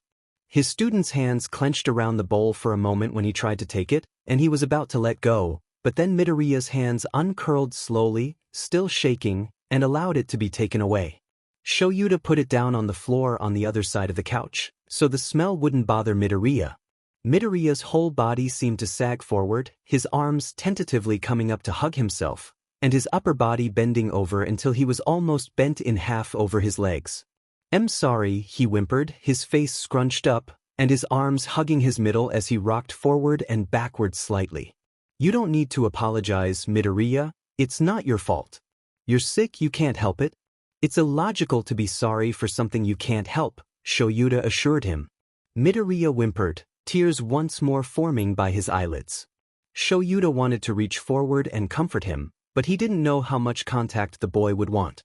Yes, Midoriya had hugged him himself when they were in his dorm room, and had allowed himself to be carried, but he was barely conscious then. And yes, he had allowed Shoyuta to touch his back and head while he had been throwing up, but it wasn't like he had been able to protest anyway. So Shuta's hand hovered, not touching the boy, but not drawing away either. When Midoriya leaned sideways, away from Shoyuta, and further into the couch, he finally drew his hands back. It would do no good to make the sick boy even more uncomfortable by touching him, and Shoyuta still wasn't even sure why he hadn't flinched around him yet, like he did around others. He would have to ask him later. For now, Shoyuta reached over to the coffee table and grabbed the glass, which he had refilled with water at some point, and held it in front of Midoriya.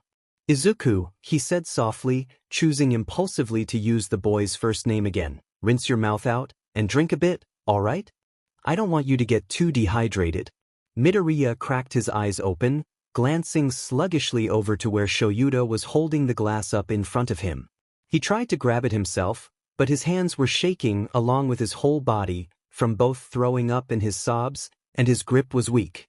Right when it looked like he was about to spill, Shuta's hand shot out and steadied the glass, gripping it around Midoriya's clammy hand. One of Shuta's hands supported and guided the glass full of water up to Midoriya's mouth, and the other reached for the bowl that he had set aside before, bringing it up onto the boy's lap.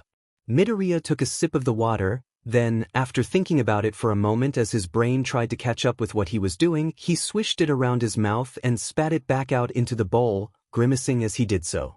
He took another sip, and swallowed that one after a moment, then another. After that, he pushed the glass away with his still trembling hand, and Shoyuta took it and the bowl back. He wished Midoriya would have drunk more, but it was understandable that he didn't want to drink too much with an upset stomach. Shoyuta put the glass, which was still over half full of water, back on the coffee table, and picked up the bowl from the floor, then stood up in one motion.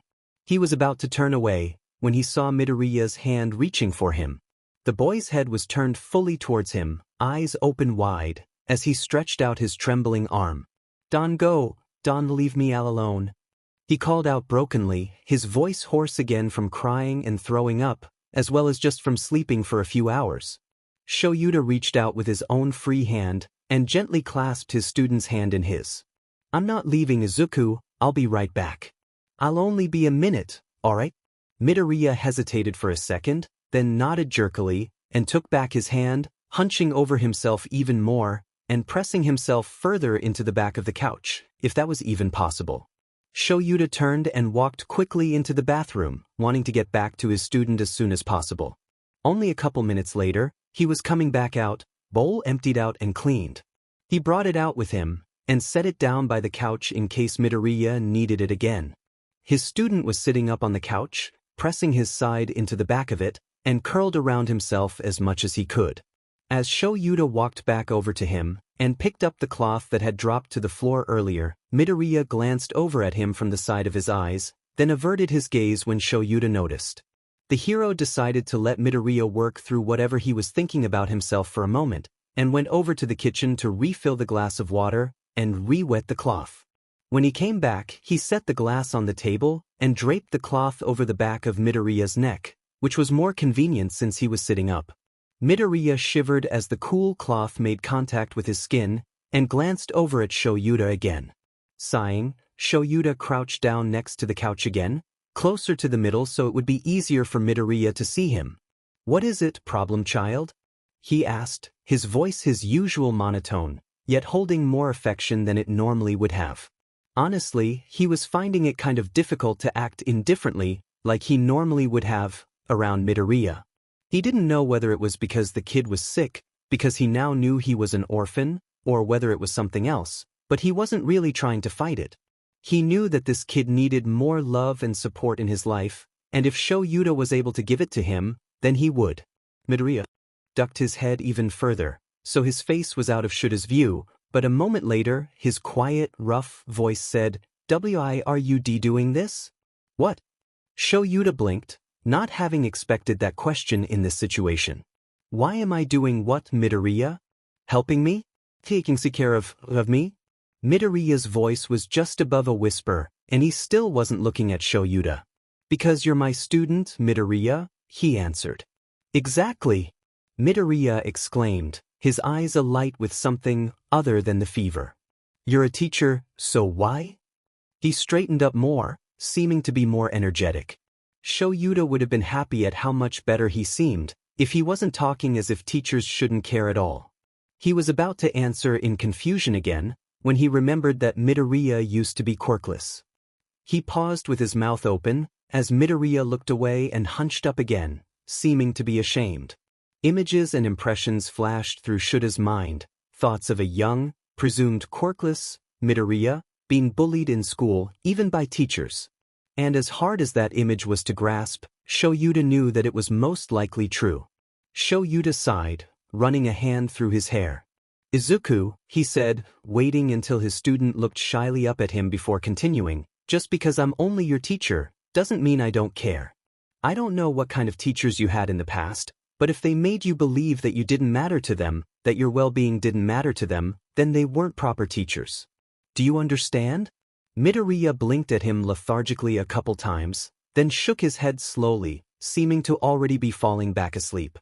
Normally Shoyuta would have been all for that, both to get past the awkwardness, and so that he could get better. However, he knew that this conversation had to happen sometime, and since it was already started, they may as well finish it. Suppressing another sigh, Shoyuta asked, "What do you think a teacher's job is, Midoriya?" He was aware that he kept alternating between using the boys' first and last names, but he honestly couldn't help it. Izuku just slipped out sometimes. To make sure their students learn the lesson?" Midoriya asked hesitantly, glancing up at Shoyuta from between his green bangs. "To watch the students at school so their parents don't have to?" "No, Midoriya," Shoyuta said gently, reaching forward to lay his hand on Midoriya's head. "A teacher is supposed to support their student and take care of them, to guide them in the right direction, and to pull them back when they go off course. But Mr. Aizawa, that still doesn't explain why you are doing so much," Midoriya said. "I'm just—" His voice trailed off, and he looked down at his lap, picking at his scarred hands. "What are you just, Midoriya?" "I'm just the orphan problem student who can't even control their own quirk." His body jerked forward as he sobbed, tears rolling freely down his cheeks. Shoyuta could feel tears pricking at his own eyes now. "Izuku, that's not true," he said, his voice almost breaking at one point. "You're not just anything.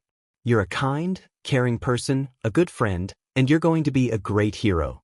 Being an orphan isn't, it's not a good thing, but it's not something for you to be ashamed of.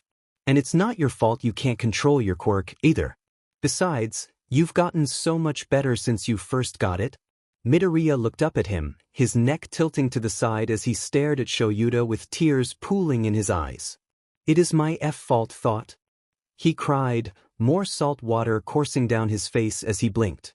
I killed her. Shuta's heart skipped a beat at that, then resumed beating at a faster pace than before. He wasn't quite sure what the kid was trying to say, but he was almost positive that Midoriya hadn't killed his mother. She had died naturally. He said as much to his student. Izuku, you didn't kill her, he said softly, scooting forward more until he was able to comfortably reach a hand out and wipe the tears from his kid's cheeks. He was trying so hard to be the stoic, calm, level-headed teacher and underground hero that he normally was, the kind of person that would never wipe someone's tears away, but his hand was moving automatically, and he couldn't control himself when it came to this kid. I did. Midoriya cried again, closing his eyes and leaning his face into Shuta's hand, which stayed cupping his cheek. She died because of me. She died of natural causes, Shoyuta soothed.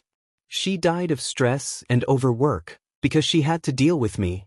Midoriya almost spat out the last word, his face scrunching up in disgust, which made Shuta's own heart clench in pain and sympathy for this boy. It had been 5 years since his mother's death, and he obviously still believed what he was saying. That meant that, as an 11-year-old, he believed himself responsible for the death of his own mother, and continued to believe that until this day, since obviously no one bothered to tell him otherwise. Izuku, she died, and yes, stress and overworking herself helped it along, but it wasn't because of you. No one was to blame, except maybe your father for leaving her alone. And if I know anything from my years as an underground hero, it's that when mothers who love their kids are having a rough time, their kids are the ones that get them through it. She would have died sad and alone, if it wasn't for you, Izuku. She loved you. Midoriya shook his head back and forth, his hair shaking with the motion, his eyes shut tight. Shoyuta drew his hand back at the motion, letting it fall to his side again. You don't understand, he croaked out, his voice almost breaking. It's because of me that Dad left, 'cause he didn't want me. It's my fault she had to work so much, that she had no friends, and that she was worried all the time. It's because I'm so useless, 'cause I'm... He broke off, sobs racking his body and making him unable to finish. Because you're quirkless, Izuku? Shoyuta asked quietly. Midoriya's head shot up, panicked eyes meeting Shuta's own, before he nodded quickly and curled in on himself even more, so much so that Shoyuta couldn't even see his face anymore. Shoyuta sighed, not sure how to deal with this. He had known that this conversation was coming, and he was really curious about how Midoriya now had a quirk, although he still suspected All Might had something to do with it, but he didn't want to force Midoriya to explain while he was sick and upset. For now, he would settle with assuring him that he wasn't responsible for his mother's death. Izuku, I'm sure your mother didn't blame you for being quirkless. And your father left before you were diagnosed anyway. He left because he wasn't a good person, and he wasn't worthy to be your father. And your mother would have died even if you hadn't been quirkless. You can't blame yourself for it. No one thinks it's your fault. He reached out a hand and placed it on his student's lowered head to comfort him. Midoriya jerked at the contact, and Shoyuta tried to pull his hand away, but was stopped when he felt resistance. Surprised, he looked to see that Midoriya had grabbed his sleeve and was holding on tight, while still not looking up. Midoriya? Shoyuta said, confused. He was never sure whether the boy liked him touching him, or whether he was still scared of him. Seek you? Midoriya started, then broke off, seek. His grip started to loosen, and slipped off Shuta's sleeve, falling back to his lap. What is it, problem child? Shoyuta asked gently. Tell me what you want. Midoriya shook his head quickly, then whimpered. He seemed to press himself even more into the couch, and Shoyuta frowned. He needed the kid to talk to him. Izuku, I can't help you if you don't tell me what you need. Or want.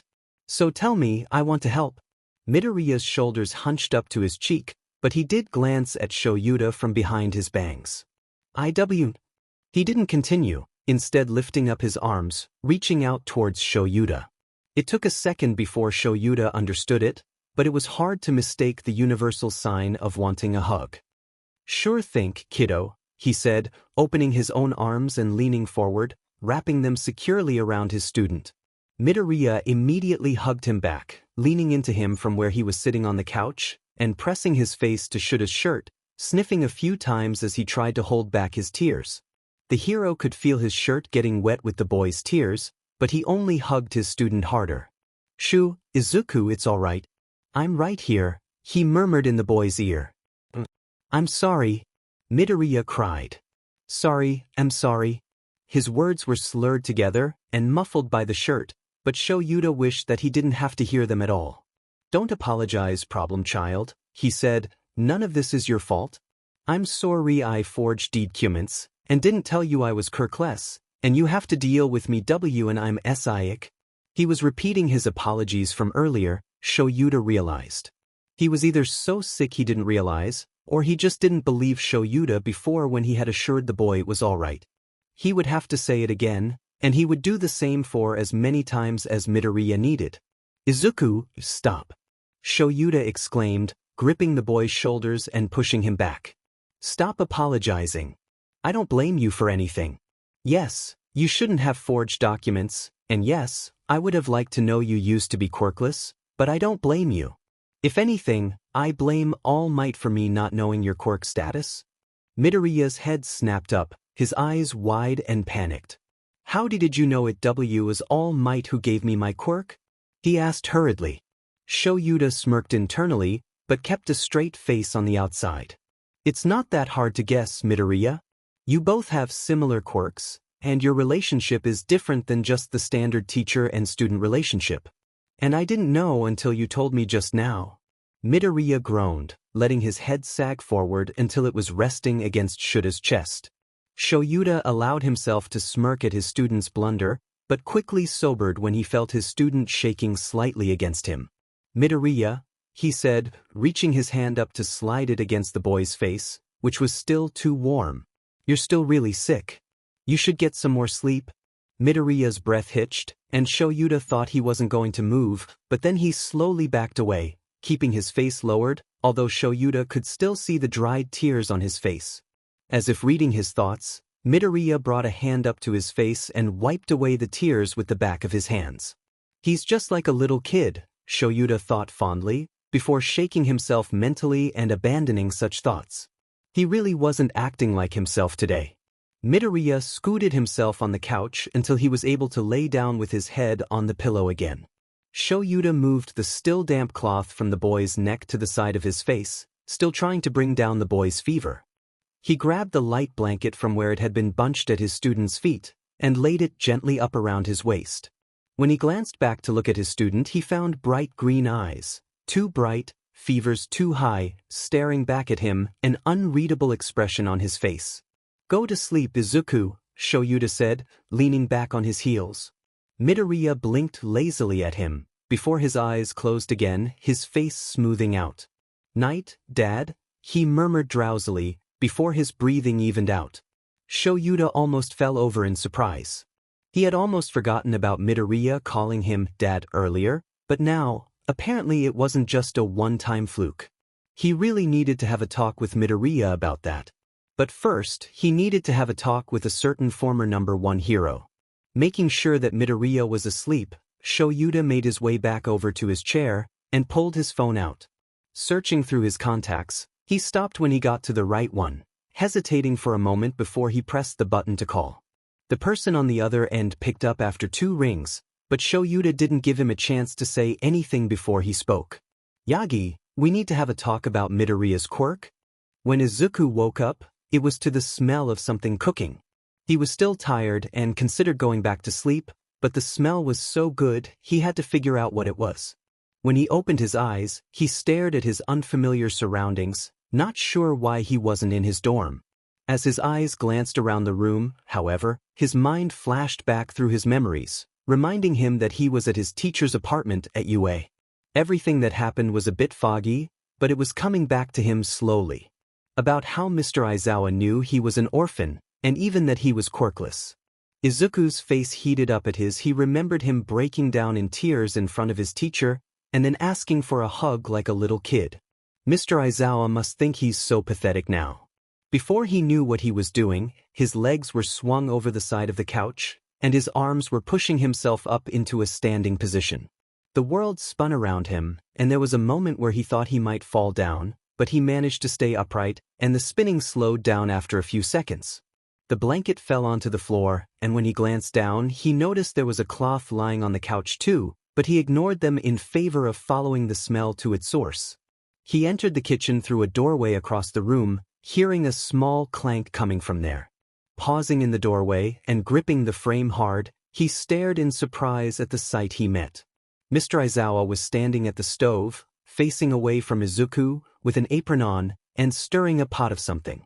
Just a second after Izuku stepped into the doorway, still halfway hiding behind it, Mr. Aizawa stopped stirring and turned around.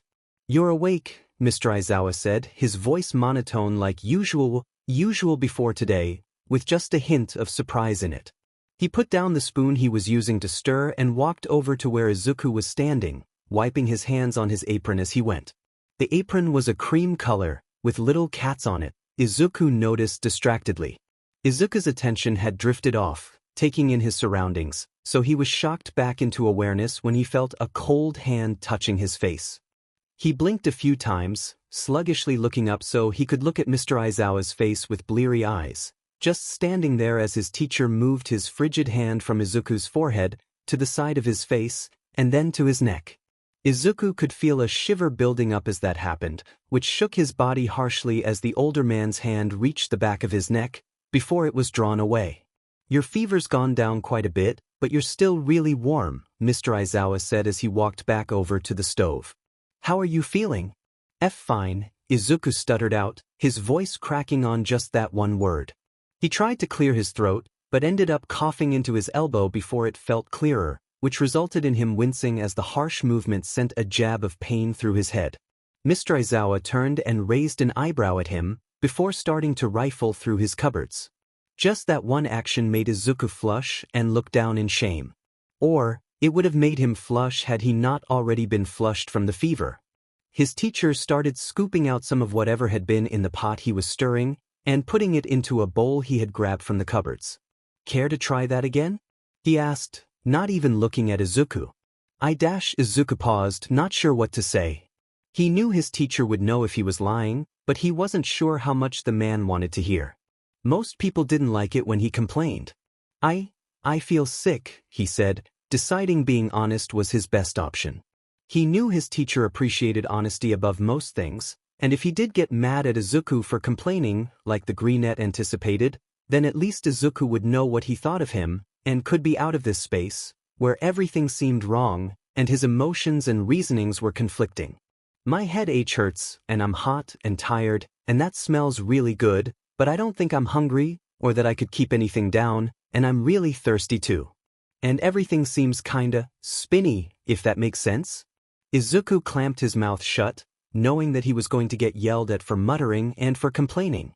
He took a step back, anticipating something, even if he wasn't quite sure what, but that made the world spin dizzyingly around him. He leaned his head to the side until he felt the side of his face hitting the trim of the door. Closing his eyes, against his better judgment, he let himself enjoy the feeling of the cool wood against his face. As much as he had shivered before when Mr. Aizawa touched him, what he had just said was true, he was hot now. Somewhere in his foggy mind, he realized that it was just his fever causing his temperature to seem to fluctuate, but all he could think in that moment was that he wanted to not be sick. Yeah, that would be nice. Or maybe this is all just some fever dream, and Mr. Aizawa isn't actually here, taking care of me and being nice. As if that would ever happen, you would never be that lucky, Izuku. That makes more sense. Mr. Aizawa would never be taking care of someone as pathetic as me. His eyes snapped open when he heard a footstep near him. As he jerked away from the wall, and up into a standing position, he looked up at Mr. Aizawa, who was standing a few feet away, an unreadable expression on his face. "Izuku, you're not pathetic," was the first thing Mr. Aizawa said when they made eye contact. A contact which Izuku quickly broke, glancing down at the floor. Mr. Aizawa must have heard him muttering. He just couldn't keep quiet, could he? So annoying. Sighing, Mr. Aizawa didn't continue, something Izuku was grateful for. Come on, I made some soup. I want you to have some. Izuku glanced up, peering through his thick bangs. Mr. Aizawa turned around again and walked towards the table, sitting down on the farthest seat. He must have taken his apron off at some point, since he wasn't wearing it now. Izuku took a step forward, then slowly followed him. He was a little shaky on his feet, but he made it the whole way, before sagging into the chair. There was already a bowl filled with what must be the soup as well as a spoon, laid out for him. Unsure, he looked back up at Mr. Aizawa, who was sitting across from him. Go ahead, Midoriya. You need to eat something, the hero said. Even if you can't keep it down, you need to try. And even just keeping it down for a few minutes will get your body some of the nutrients it needs to get better. Izuku swallowed, his nose filled with the delicious smell he had woken up to, which wafted up with the steam rising from the bowl. He picked up the spoon and scooped some up, then lifted it to his mouth. As it slid down his throat, he closed his eyes in happiness. The warmth of the soup soothed his raw throat, and the flavor was as good as the smell. Taking another spoonful, he proceeded to eat most of the bowl. When there was about a quarter of the soup still left, he let the spoon rest against the edge of the bowl. Mr. Aizawa had remained silent while he ate, and Izuku found he didn't mind the silence. Now, though, the teacher stood up, his chair sliding back with a squeak, and came around the table. As he reached out to take the bowl, his other hand came up and rested gently on Izuku's shoulders. Izuku flinched away from the contact, even before he knew what was happening, but he almost regretted it. It hadn't been a voluntary action. And the warmth of the hand was welcome against his aching body, not to mention the warmth inside which the gesture filled him with. It seemed his body was conditioned to flinching away from touch, however. When did that happen? Well, the bigger question is, when did it not? Sorry, Mr. Aizawa said, his voice giving nothing away. He let his hand fall back to his side as he drew the bowl away from the table. When Izuku tried to look at his face to see if he was mad at the boy for flinching, he found his teacher's face impassive.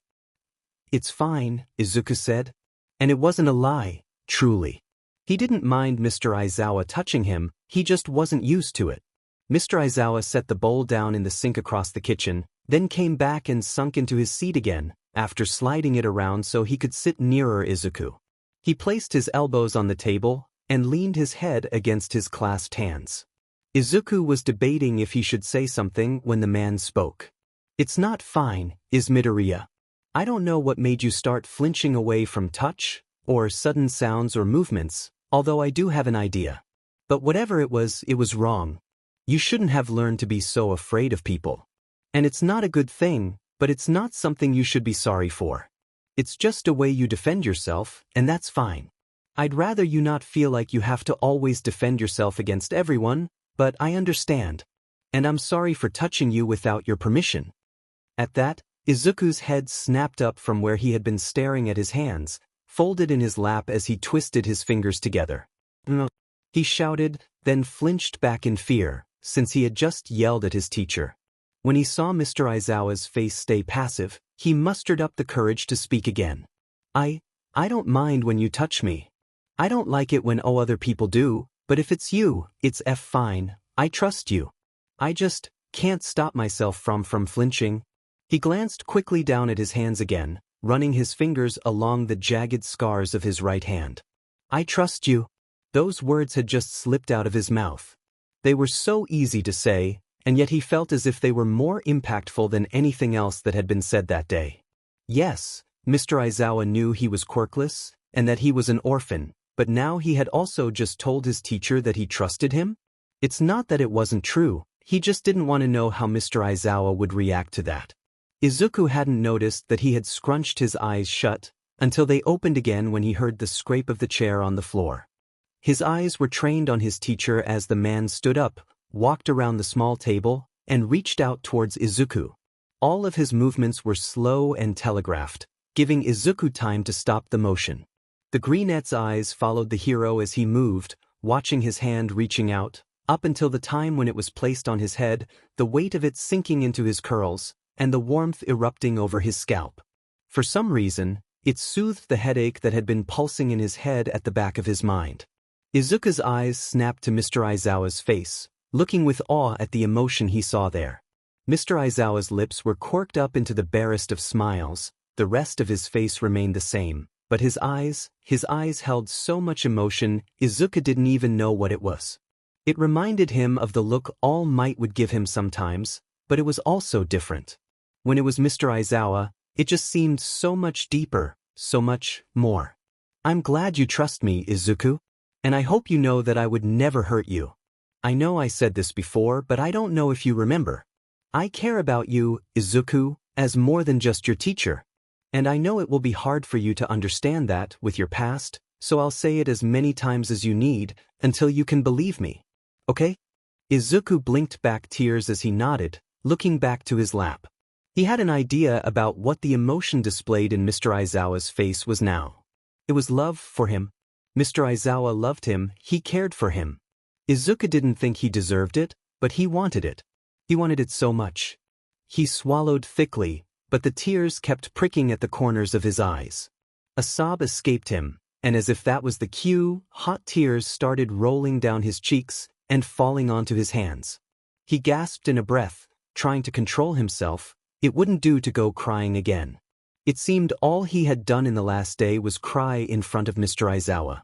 Just as he thought another tear would fall on his hands, Mr. Aizawa slid his hands to cover Izuku's, not flinching as the salty tears started to dot his own, larger hands. That just made Izuku sob harder. He wanted to close his eyes, to hide from the world, but he couldn't help but stare at his teacher's hands completely covering up his own, hiding the scars, as if they were never there. The thought flashed through his mind that the scars on his body weren't the only ones he had. He had so many emotional scars, scars that had been there for years, and that no one knew about. Well, Mr. Aizawa might know now. And maybe his love for Izuku could help cover them up, to hide them from even Izuku, just like his hands hid the physical scars. Maybe. Izuku didn't know how long he had been crying, hunched over himself, hands folded into Mr. Aizawa's. But everything had seemed to stop in those moments, so he wouldn't be surprised if it was either half a minute or half an hour. As the last of his tears dried on his cheeks, cracking when he moved his face, Izuku rubbed at his face one last time and looked up to his teacher's face. Mr. Aizawa had on an impassive look, no muscle betraying anything, but his eyes still held the same expression as before, except with an added element. This one, Izuku recognized: worry. He was used to seeing people worrying, and sometimes, especially more recently, they were worried about him. But that was always them being worried when he broke his bones, or rushed headlong into a fight without a plan. Izuku didn't know why Mr. Aizawa would be worried about him. Are you feeling better, kiddo?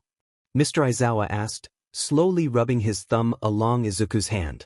Why yeah, Izuku whispered, staring down as his teacher's thumb moved back and forth, just slightly slower than Izuku's own breathing, which was faster than it should be. He slowed his breathing to match the pace Mr. Aizawa was setting, and his breathing was back to normal in a couple minutes. Good, Mr. Aizawa said softly. Izuku wasn't sure whether it was in response to what Izuku said, or in response to him slowing his breathing, but he didn't bother to ask. The small bit of praise felt good, something he rarely, if ever, got from this teacher. And with anyone else, he always took praise with a seed of doubt. It was nice being able to completely trust everything Mr. Aizawa said. What time is it? Izuku asked, licking his dry lips. His head hurt. Mr. Aizawa took a second to look at his watch, which was hidden under the long sleeves of his dark shirt, before answering. It's 7:30. You can take a shower if you want, or you can go straight to bed. Or you can wait a bit, it's up to you. Izuku opened his mouth a few times, not sure what to say. He was tired, but he didn't want to sleep, but also, he wasn't sure what he should do with the choice. It seemed like such a simple thing, yet it also seemed the most daunting task. Why aren't you asking me about how I have a quirk? Found himself asking instead, voice tapering off at the end as he grew quieter and quieter. Mr. Aizawa seemed a bit surprised at that, and Izuku almost took back the question, but he set his jaw stubbornly and just stared at his teacher. He had to know the answer, had to know Mr. Aizawa's motives for being so nice to him. Surely, if he knew that Izuku only had a quirk, only had any import, was because he got All Might's quirk, thus causing the #1 hero's retirement, then Mr. Aizawa wouldn't be being so nice to him. After just a moment, Mr. Aizawa's face smoothed out, before transforming to something even softer than it was before. His dark eyes held so much weight to them, so much care, that Izuku couldn't help but to stare into them, sucking in a breath and holding it. He didn't think he deserved this care, this affection from his teacher, his hero, but he wanted it. Oh, how he wanted it, but was it wrong too? Izuku didn't think he was worthy of it. Surely there were other people more deserving of it than him. I'm sorry, Izuku, Mr. Aizawa said. I already know about One for All. I called All Might while you were asleep. I know I should have gone to you about it, but I thought this way was easier for all of us. Izuku could feel more tears pricking behind his eyes, but he furiously batted them away. There was no way he was going to cry again. Why are you apologizing? He asked instead. Because, kiddo, you deserve the respect of me talking to you directly about your quirk, rather than going behind your back to get information. But I still think it was for the best. Mr. Aizawa's voice was calm and smooth, and did more to soothe Izuku's worries than he felt possible. Do you hate me now? You must, right? 'Cause I didn't tell you, and I'm responsible for All Might retiring, and I'm not anything without it. Izuku's eyes grew wide as he talked quickly, unable to stop himself from listing the reasons why the man across from him should hate him. No, Izuku, sure, Mr. Aizawa said. I don't hate you, and I could never hate you. Yes, you should have told me, but you thought you were doing what was best, because that's what All Might told you. He was wrong, but that reflects on him, not on you. And you didn't cause him to retire. He would have given the quirk away anyway, and have had to retire. He made the right choice to give it to you. You deserve it, and you are doing so well with it. But, Izuku, let me tell you this. You are something without it. A quirk doesn't make you who you are, it's just a tool. You are perfect, and you would be even if you didn't have One for All. All right, problem child? Izuku nodded shakily and tried to smile, but it came off strained and watery. He wiped his eyes with the heels of his hands, sniffing to try and keep his tears from flowing. He hadn't realized just how much he had needed to hear that, and knowing that Mr. Aizawa was the one who said it, since he was always honest when it came to praise, it meant a lot to Izuku.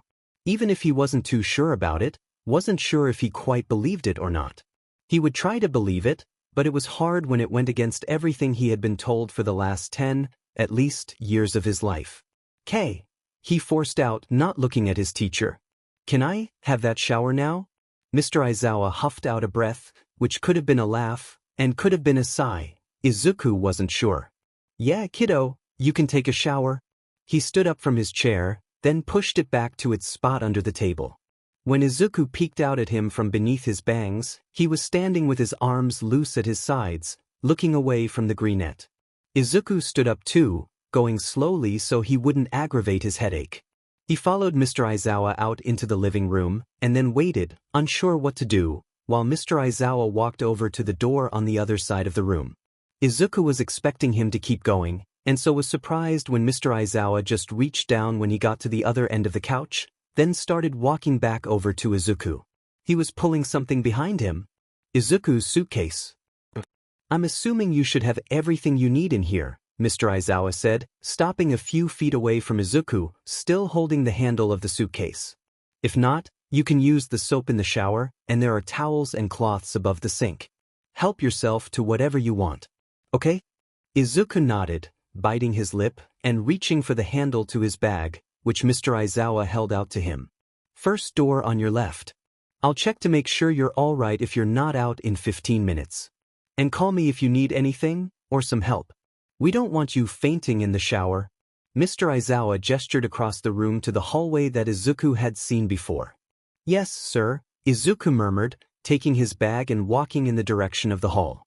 He found the bathroom easily, stepped in, and closed the door. He started digging through his suitcase, expecting to have everything he needed, just like Mr. Aizawa had said, but realized that he hadn't packed a towel, since he normally kept a spare at the orphanage. Technically, the orphanage provided towels for all the children in its care, but of course, as with everything else, that didn't apply to Izuku. But it didn't matter. Having his own towel was convenient anyway. So, After debating for a second, he decided that, since Mr. Aizawa had offered anyway, it should be okay for him to borrow a towel. Right? He slowly opened the cabinet door and pulled out a fluffy gray towel, biting his lip in uncertainty. He didn't want to be a bother, but it was necessary. 11 minutes later, Izuku walked out of the bathroom, dressed in a soft pair of clean pajamas, with his hair still dripping onto the floor. He had tried to dry it well, but his head hurt whenever he rubbed the towel over it, so he had eventually just dabbed his hair with the towel gently. The results were wet and cold. He had left his suitcase in the bathroom after brushing his teeth after he got out of the shower. He hoped Mr. Aizawa wouldn't mind. His bare feet padded hesitantly over to the couch again, where Mr. Aizawa was reading some papers. He put them down and looked up in Izuku's direction as the boy walked over. "Feeling better?" he asked gently. "Why is he being so nice and kind? I don't deserve it." "Yes, thank you, Mr. Aizawa," he said quietly, sitting down on the couch on the other end from his teacher. Mr. Aizawa looked at him, his brows furrowing. "You're supposed to dry your hair, problem child. You'll get sicker if you leave it wet like that." Izuku ducked his head, not sure how to reply. He really didn't want to have to go towel off his head, but he didn't want to seem like he was complaining if he told Mr. Aizawa his head hurt. It turns out, however, he didn't need to do either. Mr. Aizawa's face softened as he looked at him. He startled in his seat when Mr. Aizawa stood up suddenly, walking into the bathroom. Izuku bit his lip, not sure what the man was doing. When Mr. Aizawa came out a few seconds later, he was holding the dark gray towel that Izuku had found above the sink. Mr. Aizawa sat back down on the couch where he was before, but this time he was sitting sideways, one leg pulled up onto the cushion, the other dangling off the couch and back leaning against the armrest. He patted the middle seat in front of him with the hand not holding the towel, and Izuku scooted over, not sure what was happening but not wanting to say no. "I'm going to touch you." "Okay, Midoriya?" Mr. Aizawa asked, his hand hovering just in Izuku's line of vision. The greenette hesitated for a moment, then nodded. He felt Mr. Aizawa's firm hand turning him around so that he was sitting sideways on the couch too, and Izuku pulled his own legs up so that he was sitting cross-legged on the cushion. He was now positioned in front of Mr. Aizawa, his hair cold and still dripping, and unsure what was going to happen. When the first bit of contact came, he flinched away, and it stopped, but didn't move. After that, he relaxed his muscles, and it continued. He felt something warm and soft being pressed gently into his hair. It moved back along his head, pulling his hair with it before it was gone. It was back again less than a moment later, which was when Izuku realized what it was. Mr. Aizawa was drying his hair. His teacher was using the towel to softly dry the soaking strands of Izuku's green hair. Being so gentle, Izuku didn't feel any pain. Swallowing thickly, Izuku suppressed his sob and blinked away the tears gathering in his eyes. He wasn't going to cry. He wasn't. "Hey, Izuku, what's wrong? Does it still hurt your head?"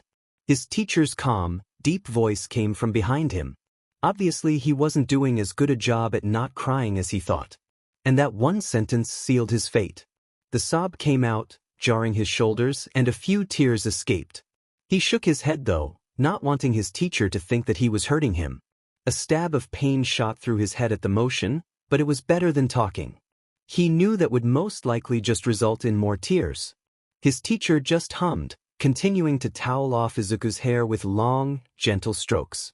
Izuku was tense when he first sat down, but after a few minutes, he slowly started relaxing into the cushions and, embarrassingly, Mr. Aizawa. After some time of him sitting there, he was practically laying on the hero, back pressed up against the man's chest, head being held up by Mr. Aizawa's hand, which was now working softly through his bangs. Izuku's eyes started drooping closed, exhausted even though he had only been awake for an hour or two. The towel was pulled away, and he snapped his eyes open, not sure when they had fallen to stay closed. A moment later, he felt something different running through the strands of his hair. It took him a second to process what it was, but after he did, it was unmistakable. It was Mr. Aizawa's hands.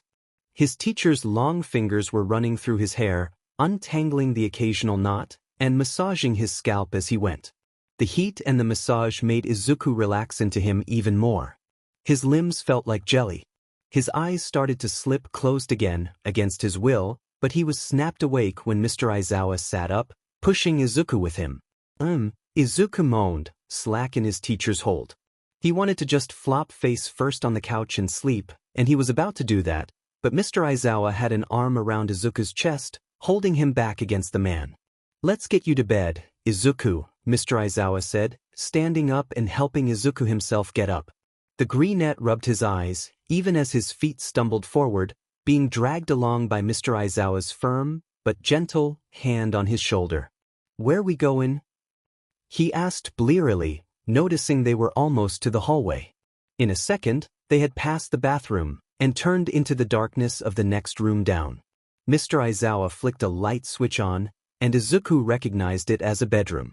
More specifically, it was his teacher's bedroom. Fully awake now, he forced his feet to stop moving forward.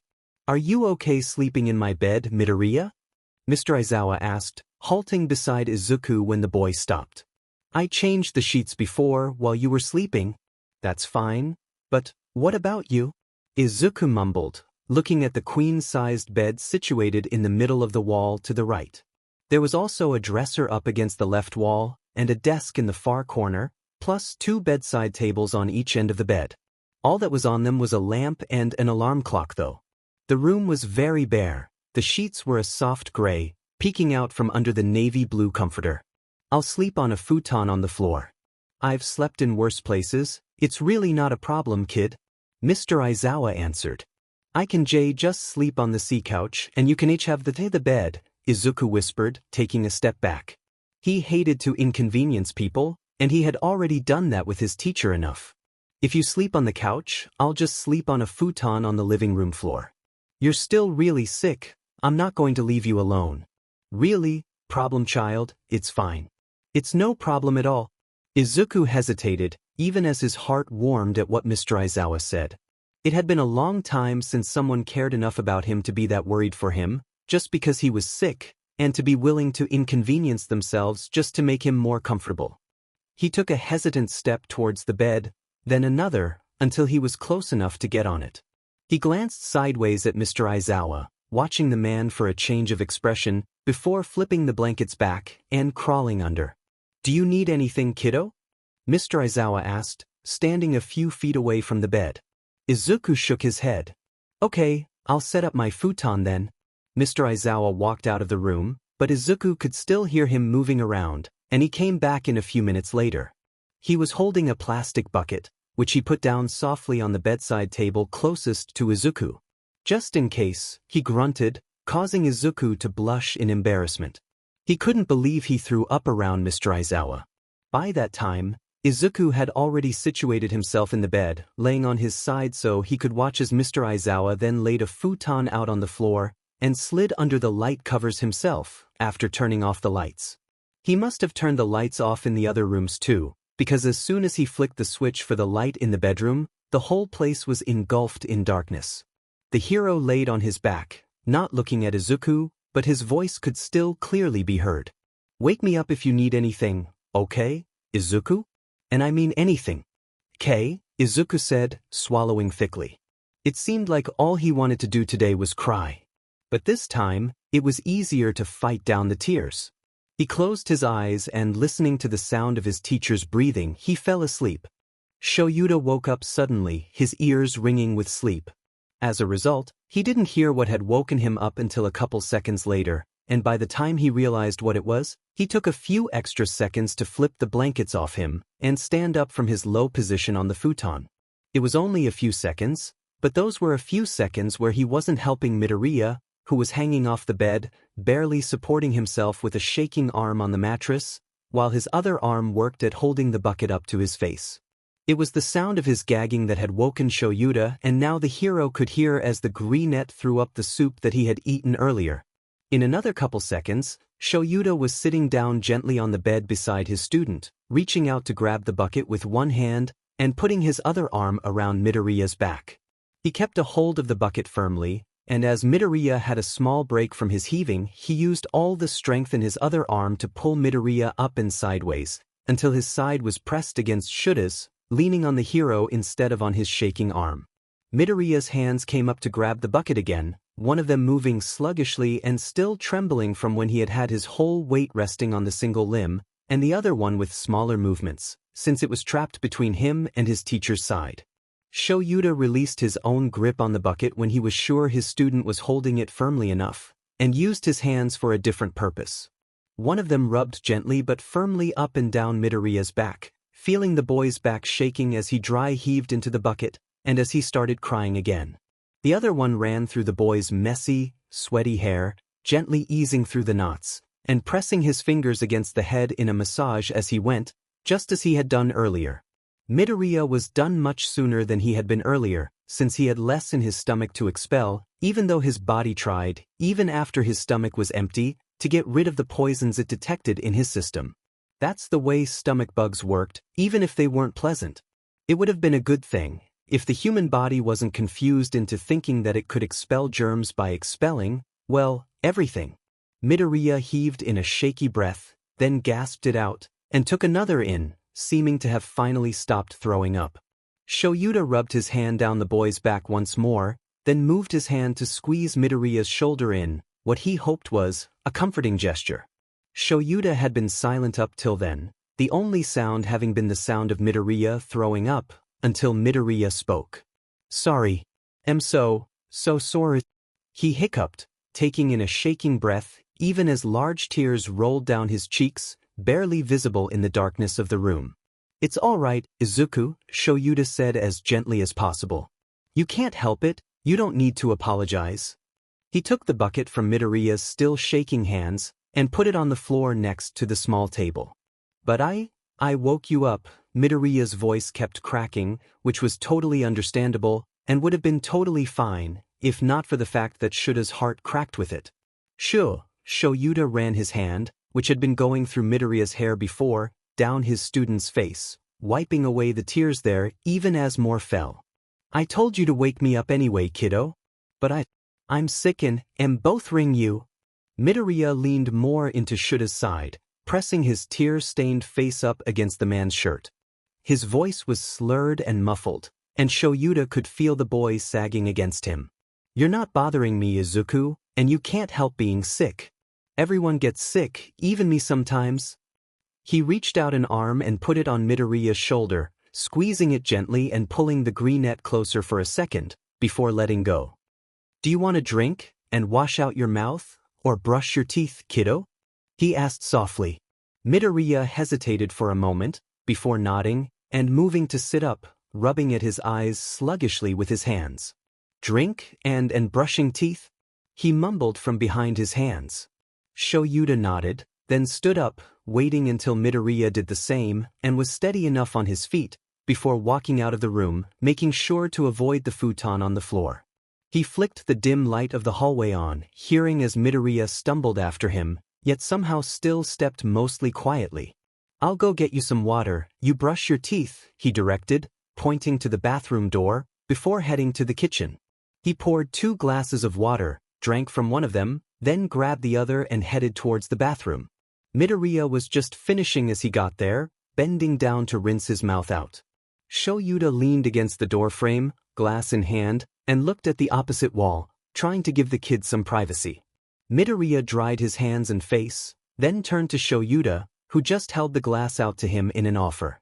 The greenette murmured a thank yous before taking a big gulp, and then several smaller sips before he stopped.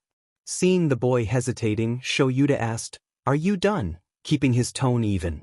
Midoriya just nodded tiredly, and handed the still half-full glass out to Shoyuta when the hero reached for it. Shoyuta frowned at how little had been drunk, but decided to let it slide for now. "Do you want to go back to bed now?" he asked instead, and received an exhausted nod in reply. He nodded back to the boy, then stepped out of the room, heading down the hall towards the bedroom again. When he got there, he stopped, letting Midoriya go in first. After his student had gotten under the covers again, he flicked the light switch off and entered the room. He walked over to the bed and placed the glass on the table, then grabbed the bucket that he had left there before. Midoriya tilted his head slightly on the pillow and raised it up, making a rustling sound, but he just laid it back down again after a second. Shoyuta stepped quietly out of the room, using the abilities acquired through years of being an underground hero, and walked back to the bathroom, where he rinsed the bucket out in the tub and cleaned it, before bringing it back to the bedroom and placing it on the table next to the glass again. Midoriya was breathing deeply when he got back, telling Shoyuta that the boy was asleep. The gruff hero ran his hand through Midoriya's hair one last time, whispered, "Good night, kiddo," then went back to his previous spot on the futon, and fell asleep, listening to the peaceful sound of his students' breaths. The next time Shoyuta woke up, his eyes snapped open, and he was already in the motion of sitting up before he was even fully awake. He stayed sitting up, legs still stretched out under the blankets, as he waited to know what had woken him up. Now, it was strange that the time before, when there was a louder noise from Midoriya throwing up, he had taken a bit of time to process it and get moving. This time, however, he was already awake and ready to move, but there was no loud sound. He could hear the ticking of his clock in the hallway, water running through the pipes of the teacher's dorm building, and rustling sheets. His head snapped to the side, watching as Midoriya tossed around in the bed, a small moan escaping his lips. Shoyuta was up and stepping over to the bed in a heartbeat, completely awake and ready to help his student in any way he could. When he got over to the bed, Midoriya shifted again, tossing his head on the pillow and arching his back, then kicking his feet until the blankets and sheets were even more tangled around his legs than they had been before. Shoyuta quickly turned the bedside lamp on, thankful that it was a dull light, chosen that way so it wouldn't aggravate his own eyes. Now it served to be gentle on Midoriya's eyes as well. It was bright enough, however, that he could see the sweat building up on Midoriya's face, and the way the boy's mouth was open as he panted and gasped for air. His head turned on the pillow again, another moan of pain coming through his parted lips. Shoyuta rushed to soothe him, bringing one hand up to run through his sweaty curls again, and speaking quietly and comfortingly, he hoped, even though he wasn't sure if Midoriya could hear him or not. "I'm here, kiddo, okay? I'm right here. You're all right, Izuku?" He was worried at the amount of heat he could feel radiating from the boy. It seemed like his fever had risen again. Midoriya's moans turned to a cry of pain, cutting at Shuta's heart until it hurt. Shu, Izuku," he tried again, unsure how to help his boy. "It's all right, I'm right here, you're going to be fine." Izuku seemed to calm down at his voice for a moment, but then he went right back to writhing in pain and discomfort again. Hesitating slightly, Shuta's mind flashed through everything he could do to help the boy. The fever was what was worst right now, making Midoriya the most uncomfortable. Running his hand through his student's hair one last time, he turned on his heel and quickly walked over to the kitchen, digging through his cabinets until he found a mixing bowl, then started filling it with cool water from the tap. Next, he yanked open a drawer and pulled out a clean cloth, closing the drawer softly after that, even though it took all his willpower not to just slam it in as quickly as he could. He didn't want to startle Midoriya with the loud sound, though. He just wanted to help his kid. He rushed back to the bedroom, findings in hand, trying not to let any water splash out of the bowl. He could still hear Midoriya tossing in the bed from the kitchen, and the distressed sounds only grew louder the closer he got. When he got back over to the bed, he placed the bowl and cloth down on the table, then moved the bucket out of the way so there would be more room. Taking the cloth in his hands, he soaked it in the cool water, wrung it out, then draped it gently over his student's forehead, just hoping that it would help. Midoriya relaxed into the bed as soon as the cloth was on his head, but Shoyuta could still see the way his eyes were moving frantically beneath their lids. Shoyuta wasn't sure what to do now. He knew he couldn't leave Midoriya alone, so he had to stay up with him. That wasn't a problem, he had stayed up all night before. Should he bring a chair in? That didn't feel right. Eventually, Shoyuta just followed his instincts, and moved to sit down gently on the bed beside Midoriya, who was now laying limply amongst the balled-up sheets. Shoyuta reached over and grabbed the twisted sheets and blanket from the bottom of the bed, and had to give them a good pull before they were untangled from the greenette's limbs. He pulled them back up to Midoriya's waist and laid them there, not bringing them all the way up, so that Midoriya wouldn't overheat. Then, Shoyuta pulled his legs up onto the bed, leaned back against the wall, and settled in to wait. Midoriya was calm for the moment, and all Shoyuta could do was be there for him.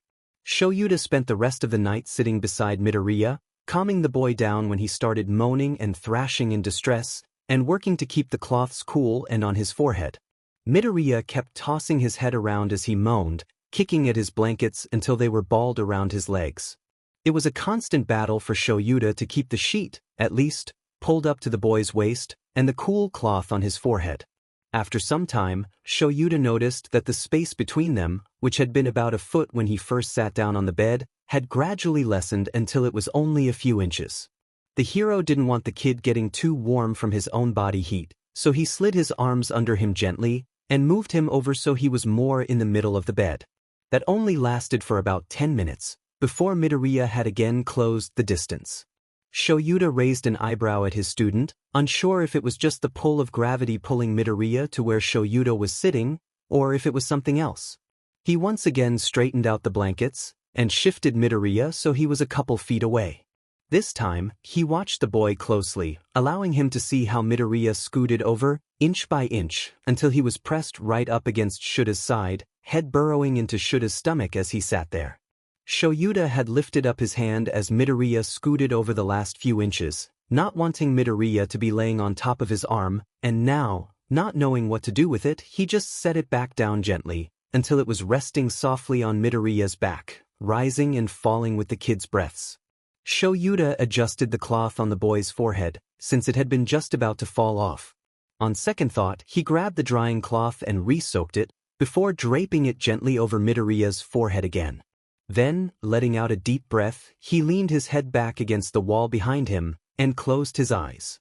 Some time later, Shoyuta wasn't sure how long, his brain processed the sounds of Midoriya turning and moaning in distress again. The kid's body twisted as he thrashed around, and Shoyuta instinctively raised his hand from the boy's back. That, however, seemed to cause his student even more distress. Midoriya immediately moaned louder, and tossed his head, his eyes flickering beneath his closed eyelids. Shoyuta blinked more awareness into himself, then settled his hand back down again, this time rubbing circles with it into Midoriya's back and shoulders. His student calmed down again, letting out a little sigh of relief. "No, it wasn't super cute, what are you talking about, Nimuri?" and nudging his face further into Shuta's side. The hero could feel Midoriya's nose pressing into his ribcage, and feel his breaths against him, but that was fine.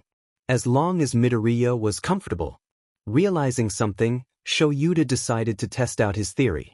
He lifted his arm from Midoriya's back, and immediately the kid started to squirm again, but when he placed it back down against the kid he calmed right down, but snuggled further into Shoyuta. Letting out a sigh, Shoyuta leaned his head back again. "You're touch-starved," he said in a resigned voice. And it was only now, as he said it, that he realized how true it was. Midoriya was surrounded by people, but he was afraid of them. It might be a bit of a stretch to say that he was touch-starved, since Yururika would throw her arms around him occasionally, or Ida would rest a hand on his shoulder. But Midoriya was always on edge with that, disliking the touches, since he was afraid of others touching him.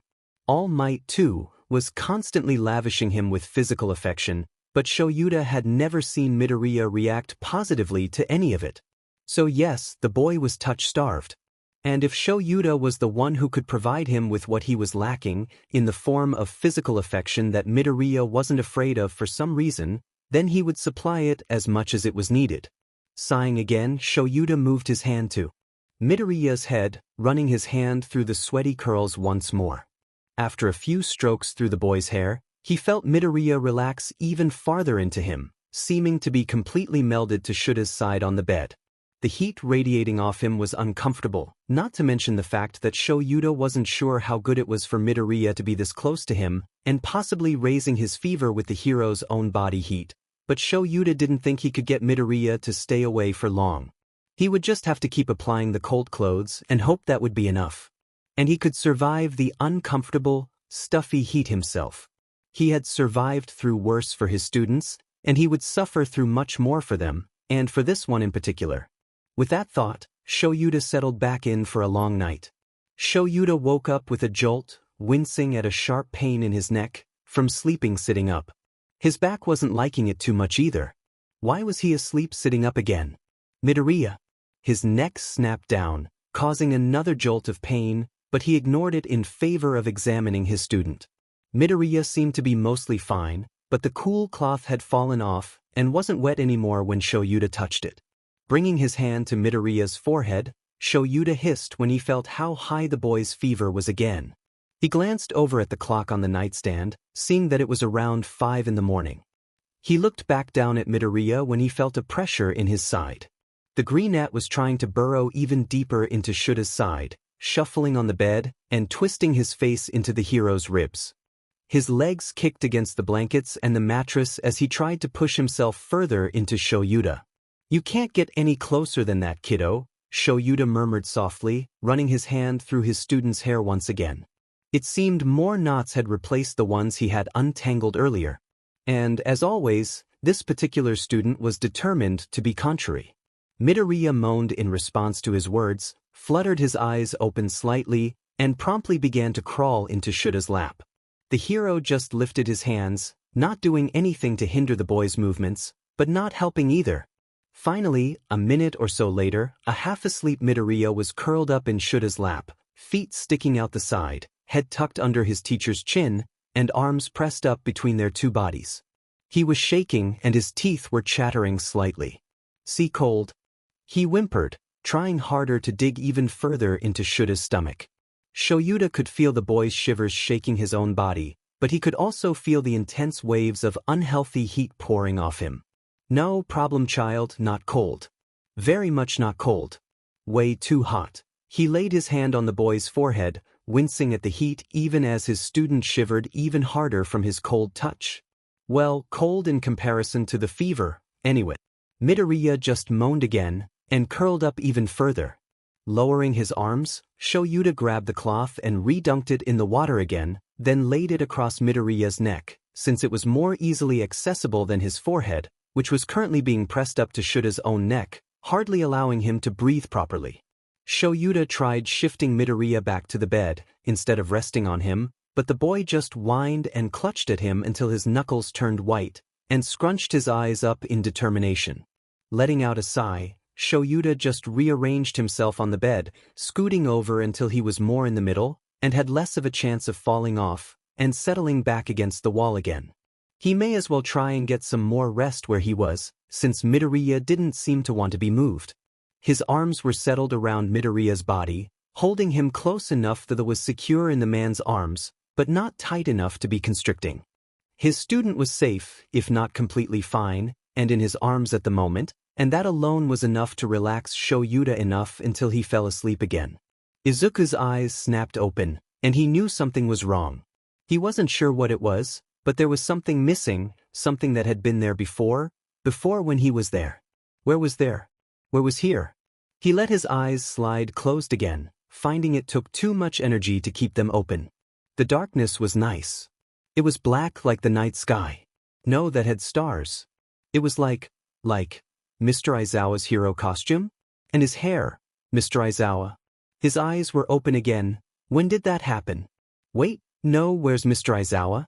He was here before, he was here, and he was nice, and he was warm, and now he's gone. Izuku curled up tightly on the bed Mr. Aizawa was on before too, and he scrunched his eyes shut, feeling tears leaking out from behind his eyelids. He had thought Mr. Aizawa was gonna stay, but now he's gone, just like everyone else. Everyone leaves Izuku, he can't be loved. Everyone I trust is gone, can't trust anyone. No, he can trust Mr. Aizawa. No, adults can't be trusted, people can't be trusted. His breaths were coming out too fast, not that he was paying attention to that, but they escalated into gasps, to pants, as his eyes snapped open, staring into the distance at nothing, as memories flashed through his mind. Through the haze of his memories, only one word pushed itself to the front of his mind, which he yelled out loud, still curled in a ball, crying and gasping for breath. Dad. Izuku had always been alone, except for his mother. Well, that's not true. Before he was diagnosed as quirkless, he had Kaken, and Kaken's parents, and a few other friends.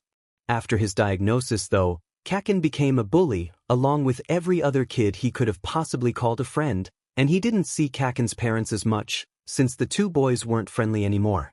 It didn't matter all that much to him, since he still had his mom. He trusted her when she said that she'd always be there for him, and that was all he needed. Sure, it would have been nice to have some friends, or to have another adult he could trust and rely on, since his dad had left when he was little. But it was fine. Izuku had his mom. Until he didn't. She left him, and while he knew it wasn't her fault, that she hadn't meant to leave him and break her promise, he still felt betrayed deep down, and he felt alone. No, he was alone. His mother was gone, and with her, the last adult he trusted. He didn't have any trust left, no one he could rely on. It was gone, like her. He remembered the moment where everything came crashing down, when he saw his mother, lying still in her bed, and everything after that was foggy, until a nurse at the hospital was kneeling down in front of him, hands on his shoulders, and telling him that he was alone.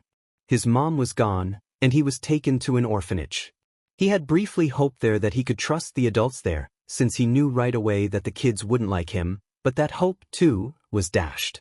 He had stood in front of the headmistress of the orphanage, tears rolling down his cheeks, and a fresh bandage on his arm, as she blamed him for getting into trouble again, then walked away. Just like every single adult before. Except his mom, but she was gone. Not coming back. Left him. He felt something else in him break then, but he was already so broken inside, and had almost always been chipped and cracked, that he didn't think one more break would make that much of a difference. And then he met All Might, and he had the smallest sliver of hope that maybe he could trust him, even if he would never see him again, after he saved him from the sludge villain. He would maybe have another adult who he could trust, at least in his mind. But that shattered too, when All Might told him he couldn't be a hero without a quirk. And even though after that, All Might had said that he could have his quirk and become a hero, that trust that Izuku wished for still wasn't there. He didn't know why, but he couldn't fully trust All Might. Yes, he could trust him with his life, but not with himself. He couldn't trust All Might to support him without a quirk, to be there for him in any aspect of his life, to just be an adult for a hurting child. So there was still no trust in Izuku. That space on his heart was blocked off, surrounded by a cracked outer shell, and he didn't know if there was anyone that could open it. But now, he had Mr. Aizawa. Or at least, he thought he did. He had kind of forgotten what it was like to trust someone, but he could feel something for Mr. Aizawa that he didn't for anyone else. It was like warmth and a feeling of safety and comfort.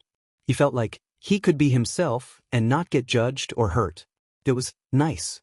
But now, that man who made him feel all that wasn't here. Izuku was alone again, when he had though Mr. Aizawa should be there. Why wasn't he there? Through the haze of his mind, and the sound of his erratic, shallow breaths.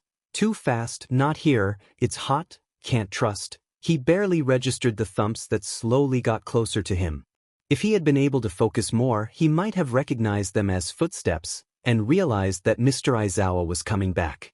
But he didn't. So instead, he just reacted as he always did when he was panicking and heard something he didn't recognize. He curled up even further into a ball, hugging his knees, elbows tucked up to his chest, and hands trying to cover his ears as well as keep his legs in place. After a bit, he didn't know whether it was hours or seconds or minutes, he heard something else. It sounded nice, kinda deep and smooth. It sounded like Mr. Aizawa, but no, he left, can't be here. Left you, you're not lovable, not him, and just knowing that it wasn't Mr. Aizawa, whom Izuku really wanted, made the boy cry all the harder, and his breaths come even faster. At this rate, he registered somewhere in the back of his mind, he wasn't sure whether what he was doing could even be considered breathing. It didn't feel like it, with the way his lungs felt pressured, like something was weighing down on them, like he just kept breathing air that went into his lungs and disappeared, without giving him the precious oxygen he needed. His breath stuttered at the feel of a hand on his back, rubbing large circles into his skin, and pressing just hard enough to be grounding, but not hard enough to make him panic even more. That was nice. After a few moments, he even registered that the pattern was being rubbed in a certain timing, slow and steady, and he started trying to match his breaths to it. It didn't work at first, and more tears leaked out of his eyes, but he kept trying, and eventually he thought his breaths had slowed down some. He could still hear the voice, but as his breathing calmed, he could put some fuzzy words. Slow, that's a video with me? There you go, good job, Just breathe slowly, kiddo, that's it, I'm right here, just breathe. Izuku hiccuped and whimpered, but he could see Mr. Aizawa in front of him when he opened his eyes.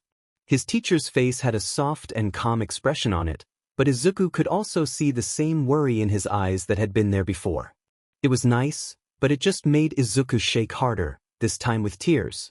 Mr. Aizawa was sitting beside Izuku on the edge of the bed, one hand still on the boy's back, rubbing the circular breathing pattern into it, and the other hovered by the man's side, fingers almost seeming to be twitching. "Thought you left," Izuku mumbled out, inching closer to the man as he breathed in a shaky breath. "I'm sorry, Izuku, I didn't mean to make you think that. I was just out making some breakfast and getting some cooler water."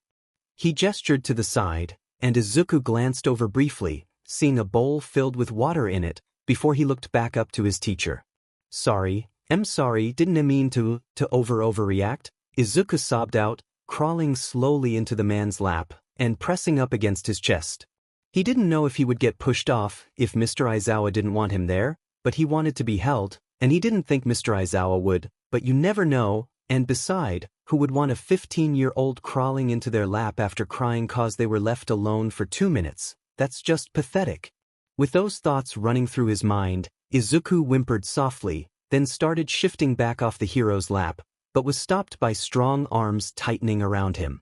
"You're not pathetic, Izuku," Mr. Aizawa started with, tightening his grip even more for a second, in what was almost a hug. Izuku realized that he had said all that out loud, stupid mumbling, but those thoughts were halted by his teacher continuing. "And you don't have to apologize, 'cause you didn't overreact. You were alone and you got scared. That's only natural, especially when you're sick. And I don't mind you sitting on my lap, okay? If that's what you want, then you can do it. I just want you to feel comfortable, okay? Problem child?" Izuku choked on his tears when he went to respond, so only nodded his head frantically in reply, then clutched at Mr. Aizawa's shirt. After a few minutes, when he had gotten his breathing and tears under control, Izuku let out one last shuddering breath, then sat up and slid off Mr. Aizawa's lap, rubbing his eyes free of the dried tears. "You want some breakfast, kiddo?" Mr. Aizawa asked, looking at him calmly, though Izuku thought he could see a soft expression in his eyes. Instead of acknowledging that though, he just shook his head, twisting his face in discomfort. Truthfully, he didn't feel that bad, his stomach felt mostly settled, but he remembered the feeling of throwing up, and how awful and embarrassing it was, and he really didn't want to chance it. "Izuku, you need to eat something. And I want you to take some more medicine for your fever, but you can't do that on an empty stomach," Aizawa explained gently and calmly, not getting upset at how babyish Izuku was being. "How about I just make you a slice of toast with some jam on it? Sound good?" Swallowing once, and realizing how good that actually sounded, Izuku nodded his head quickly, then winced at the pain it brought. He was still sick, right, and his headache seemed worse this morning, especially since he just woke up. "I'll go make you a toast, you can use the bathroom if you want, alright?" Mr. Aizawa asked, and to which Izuku just hummed in reply. The hero patted Izuku's knee gently, then slid off the bed and walked out, leaving Izuku to get ready. The greenette inched himself off the bed and padded out of the room and into the bathroom. A few minutes later he walked out of the bathroom, teeth brushed and hair combed, well as combed as it could get, to the smell of toast. His stomach grumbled as he walked into the kitchen, and saw Mr. Aizawa standing at the counter, spreading some jam on a slice of toast.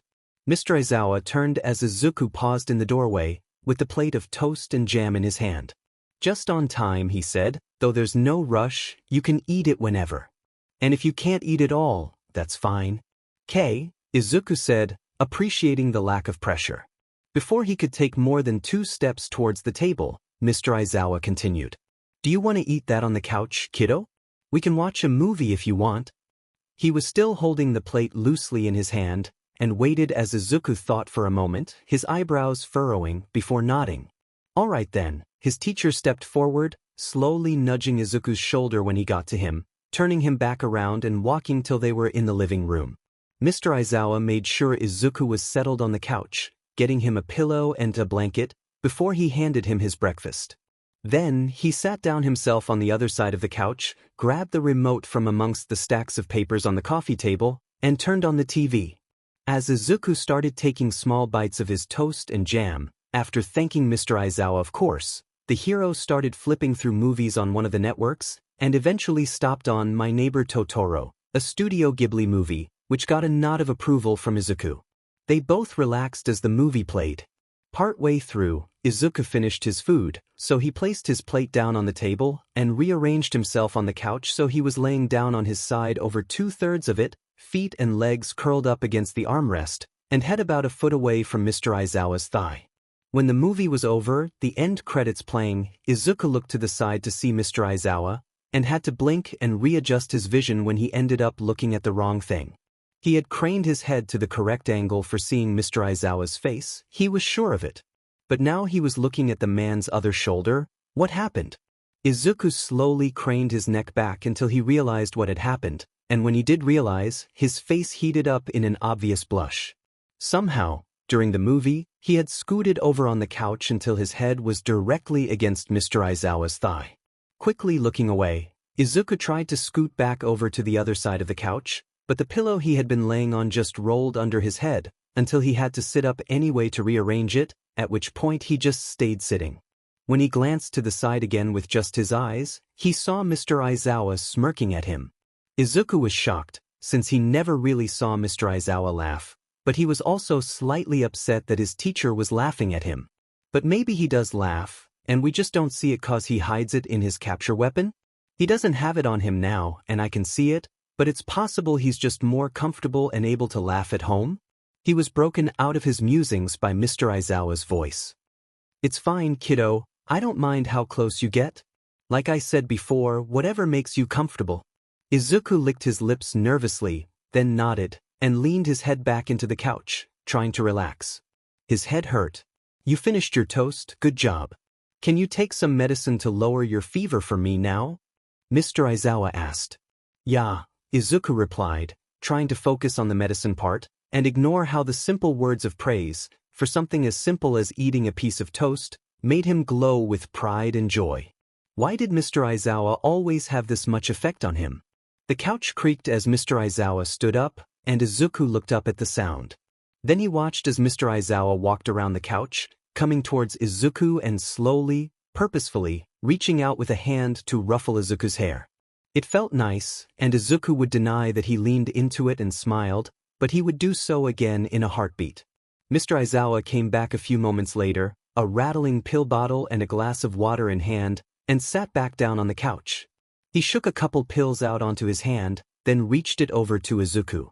As the greenette accepted the pills and popped them into his mouth, Mr. Aizawa said, Izuku, I want to talk to you about something important. Do you feel up to it? As he finished, he handed over the glass of water to his student, watching Izuku seriously as the boy stared at him wide-eyed, before taking the glass and swallowing the pills. I guess so. I feel up to it, I don't know, sure I guess? He stuttered out, rubbing his fingers along the side of the glass, making marks in the condensation built up along the sides. Izuku was nervous. He didn't know what Mr. Aizawa wanted to talk about, but he said it was important, so it must be something serious, and, wait, was Izuku ready for this? He said he was, guess he can't turn back now. He was broken out of his thoughts by Aizawa starting. It's about you going back to the orphanage, Izuku? Izuku's thoughts halted, his mind trying to process the words, but he just couldn't. Was he kicking Izuku out? He probably got tired of him being so sick and helpless, and weak and pathetic, even though he said Izuku wasn't pathetic, but Izuku knows he was. He always has been. I don't want you going back there. Wait, what? It's not good for you, Izuku. That orphanage isn't a good place, and I don't know how bad they are specifically, but it can't be good. Do you feel happy there, or even safe? Izuku was so shocked by this turnaround, he couldn't even think of lying, so just shook his head. He didn't, he wasn't safe, and he definitely wasn't happy. When his brain finally processed that Mr. Aizawa wasn't kicking him out, not yet anyway, he became aware of his shoulders shaking and his breath stuttering. As he sniffled, hunching his shoulders up to hopefully stop the shaking, he saw Mr. Aizawa reach a hand out slowly towards him, and when Izuku didn't object, Mr. Aizawa took Izuku's hand in his own, bigger, calloused one. It was warm, Izuku thought. Are you okay to keep going, Izuku? Mr. Aizawa asked, a concerned frown on his face. The man wasn't trying to hide it at all. His thumb ran gently over Izuku's knuckles, calm and steady, and oh so warm. It made Izuku shiver at the contrast between that and the touch he received from basically everyone else. He nodded his head frantically, wanting to know where this conversation would go. Mr. Aizawa looked hesitant, but he continued anyway. You deserve to be safe and happy, kiddo. You deserve a home and a family. And Izuku looked up at his teacher, shocked. He doesn't think he had ever seen Mr. Aizawa hesitate like that before. Mr. Aizawa used the hand not holding Izuku's to reach out to the coffee table and grab a large envelope that was sitting there. Izuku had seen it earlier, but had disregarded it as something relating to Mr. Aizawa's teaching or hero work. These are adoption papers, Izuku. Nizu has apparently had them drawn up almost since the start of the year. Everything is checked out and filled in, and even mostly signed. All it needs is my signature, and you could be legally mine soon, maybe even within the week, if Nizu has anything to do about it. I haven't signed it, but, Izuku, I need you to know, I will sign them, if that's what you want.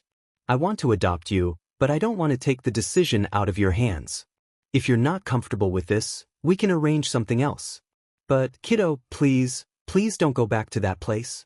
He ended his speech, gaze set on the greenette, who was looking back up at him hesitantly, tears pooling in his eyes. Izuku's fingers twitched, and Mr. Aizawa squeezed his hand in response. He didn't deserve this. Really, he didn't. He was just a quirkless, orphan, Deku. And now he had a quirk, had changed the name Deku to mean something more positive, and Mr. Aizawa, a man he loved and looked up to like a father, wanted to adopt him? It was just too much. And Izuku, it doesn't have to change anything if I adopt you. It can just be a legal matter on paper, and nothing will change between us. You can just stay at the school during breaks, without ever having to go back to the orphanage. Or you can come stay with me when you're not at the dorms, or really anything you want. Okay? I'm willing to be whatever you want me to be. I can be your teacher, your father, your dad, even. Whatever you want. Izuku couldn't hold back his crying anymore. His shoulders jerked, his breaths hitched, his face ducked down to try to hide the tears and snot rolling down his face. It didn't work. His hands were shaking, both the one holding the glass and the one enveloped in Mr. Aizawa's own. The hero reached out and took the glass, still half full of water, with streaked-through condensation on it, from Izuku's hands and set it on the coffee table. Izuku's now free hand then clutched at his pant leg, while the other one gripped Mr. Aizawa's hand back, and he jerked forward with another sob. Kiddo, Mr. Aizawa started, reaching out towards Izuku with a worried look in his eyes. Yet again, and really, Izuku didn't deserve for him to be this worried about him, for him to care. But before he could say any more, Izuku was diving into his side, face pressed up against the man's shoulder, and hands clutching at his shirt. Please. Izuku managed to say, brokenly, please sign them.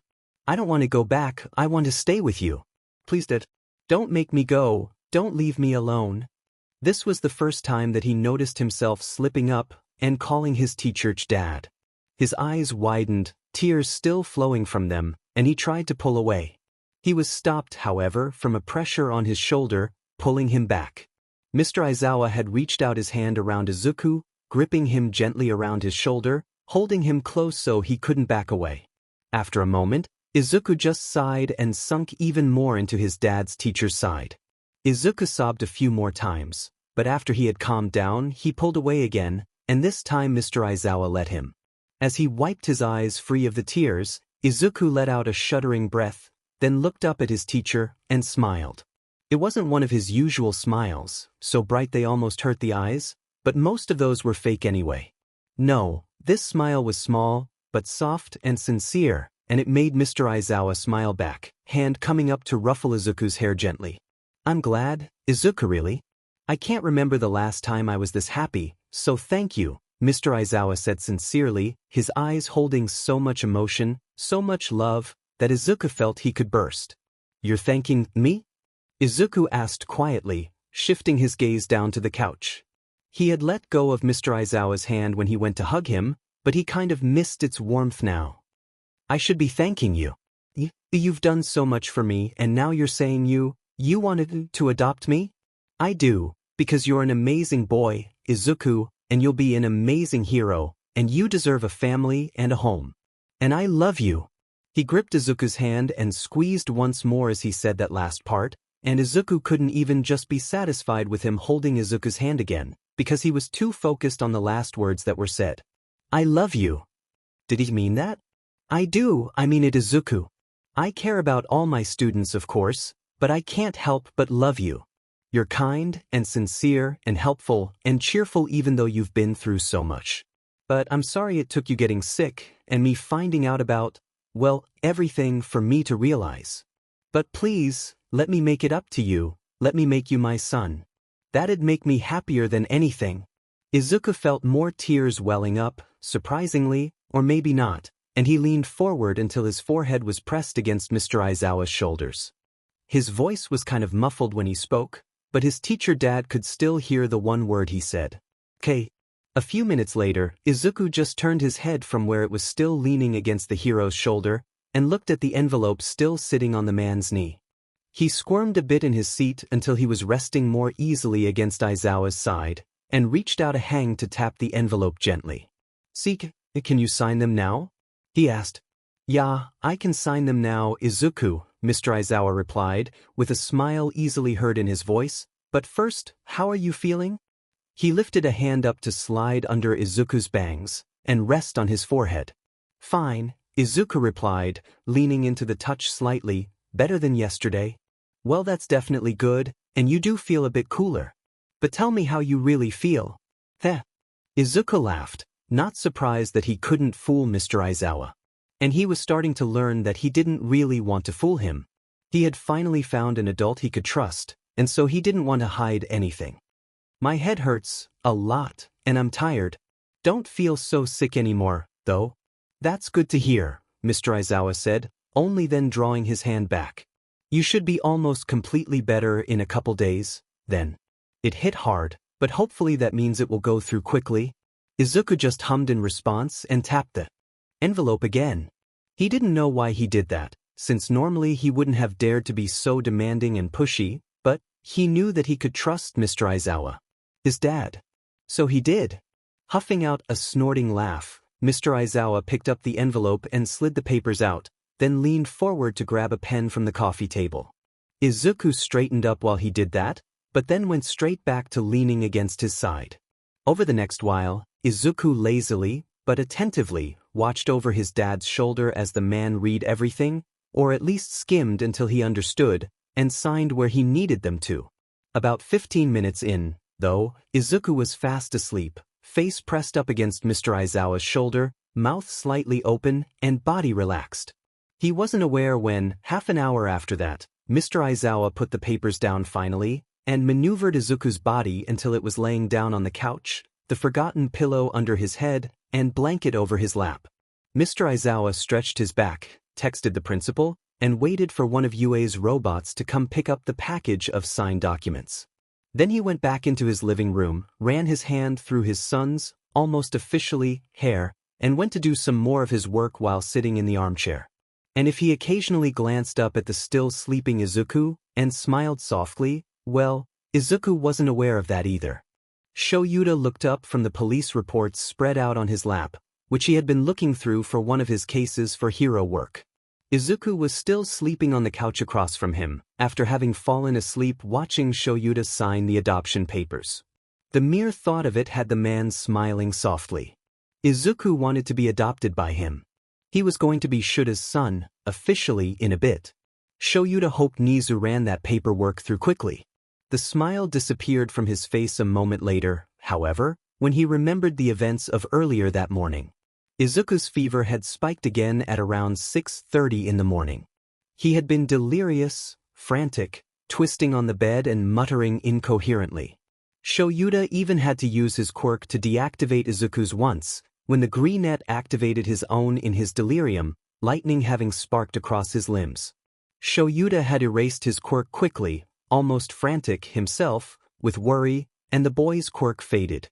But Izuku had still been restless and burning up.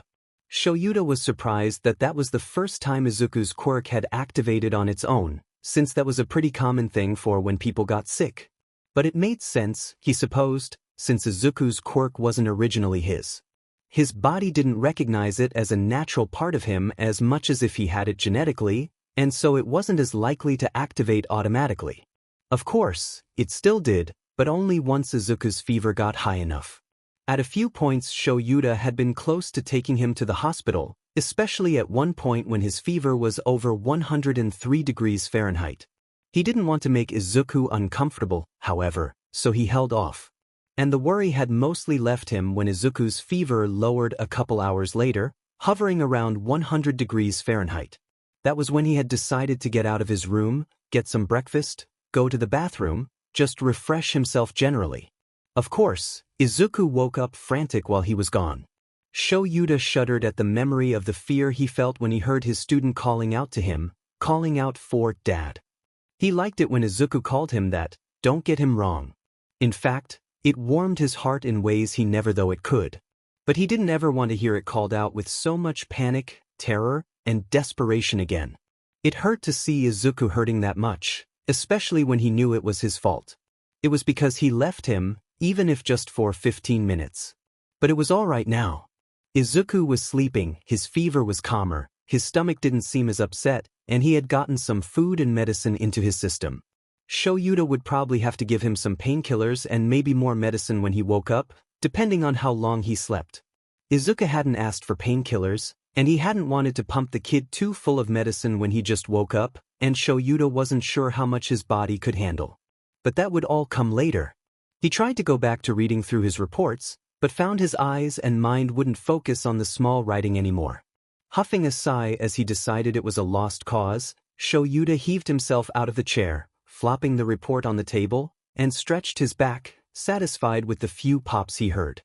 He meandered into the kitchen and stacked a few dishes in the sink. He would do them later.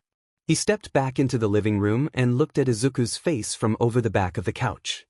His student's face was calm for now, yet it was still too pale, and still slightly flushed with fever.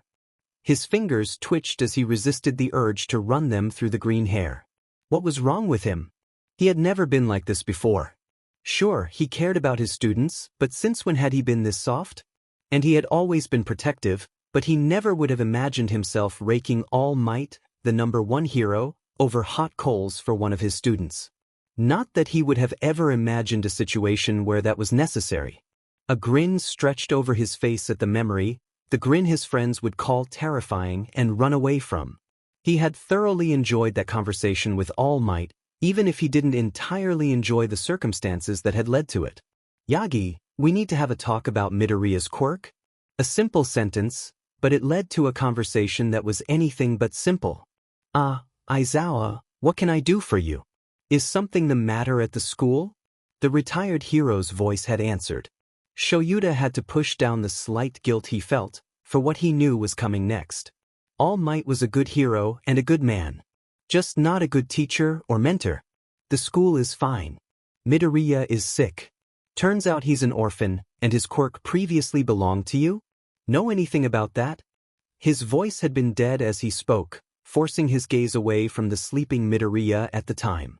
Spluttering was the only answer he had received for a minute. Then, what? Orphan? And he told you about One for All? Shoyuta had held on to his temper, his calmness, for a few more minutes, but he clearly remembered when he lost his cool. When he yelled at All Might, stating all the things he did wrong when it came to Midoriya, how he could have done them differently, and how it had affected Midoriya up till now. The former #1 hero had hardly had a chance to get a word in edgewise, except for the occasional splutter and tripping defense of his actions. You're right. Shoyuta hadn't given him a chance to speak after he had said all he wanted to.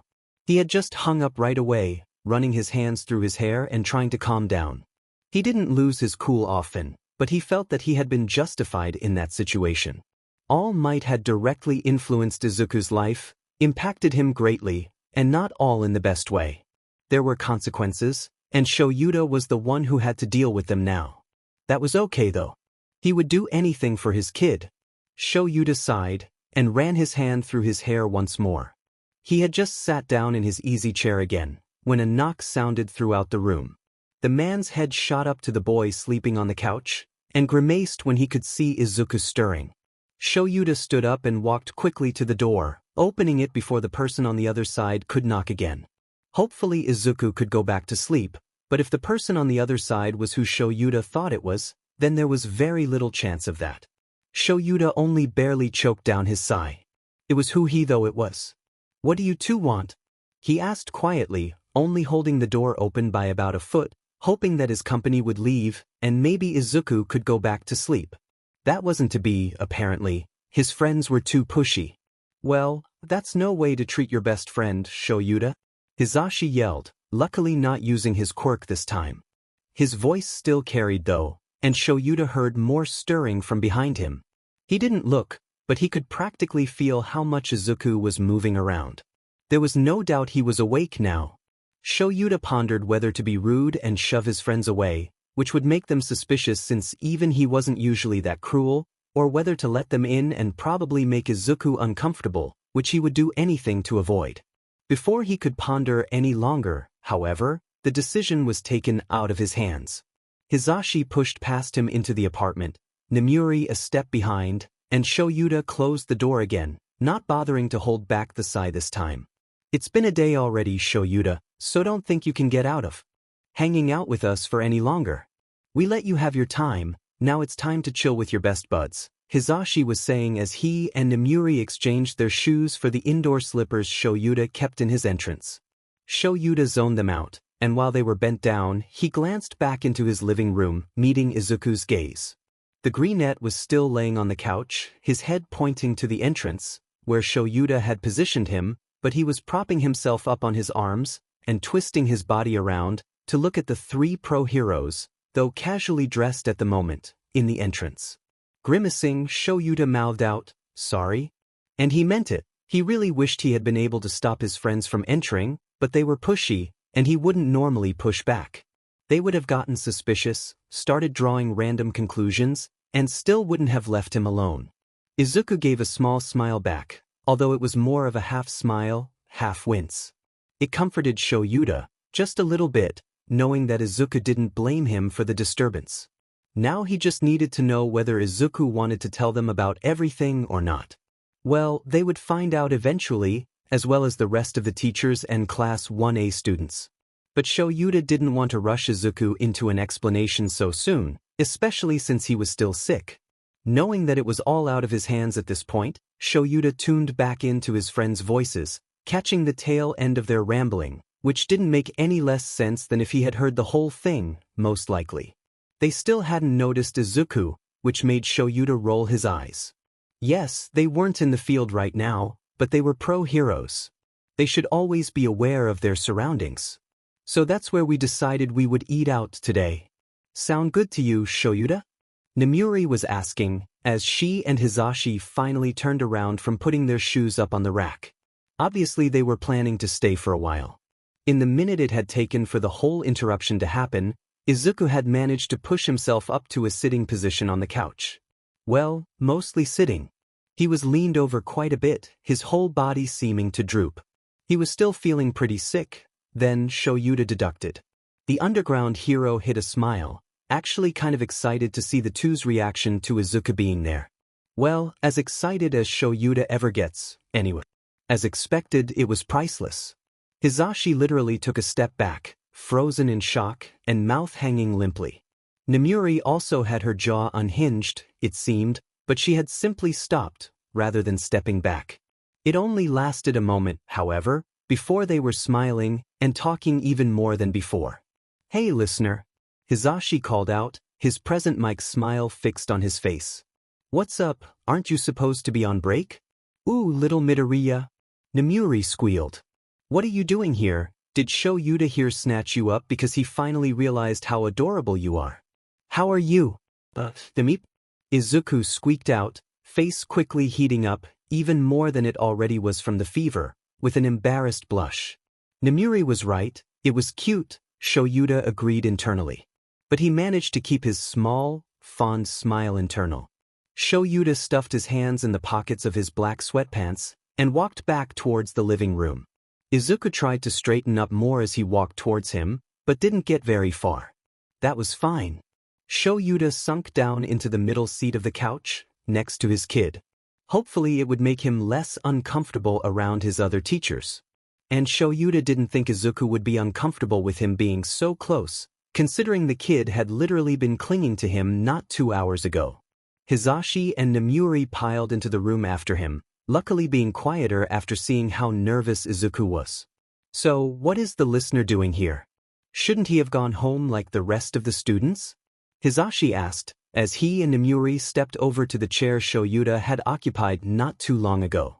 Shoyuta glanced down at Izuku, unsure how much he should say. Izuku glanced down, avoiding his eyes. It was enough of a response for Shoyuta. Midoriya is sick. I found him in his room yesterday, so I emailed his mother, checked with Nizu, and he has been staying with me yesterday and today. And will be staying with me still, at least until he gets better. It was the truth, even if it was omitting some details, and it was pretty accurate for something Shoyuta came up with on the spot. Ah, cool. Hizashi explained, shooting Izuku finger guns. So you get to hang with my bud, Shoyuta, here.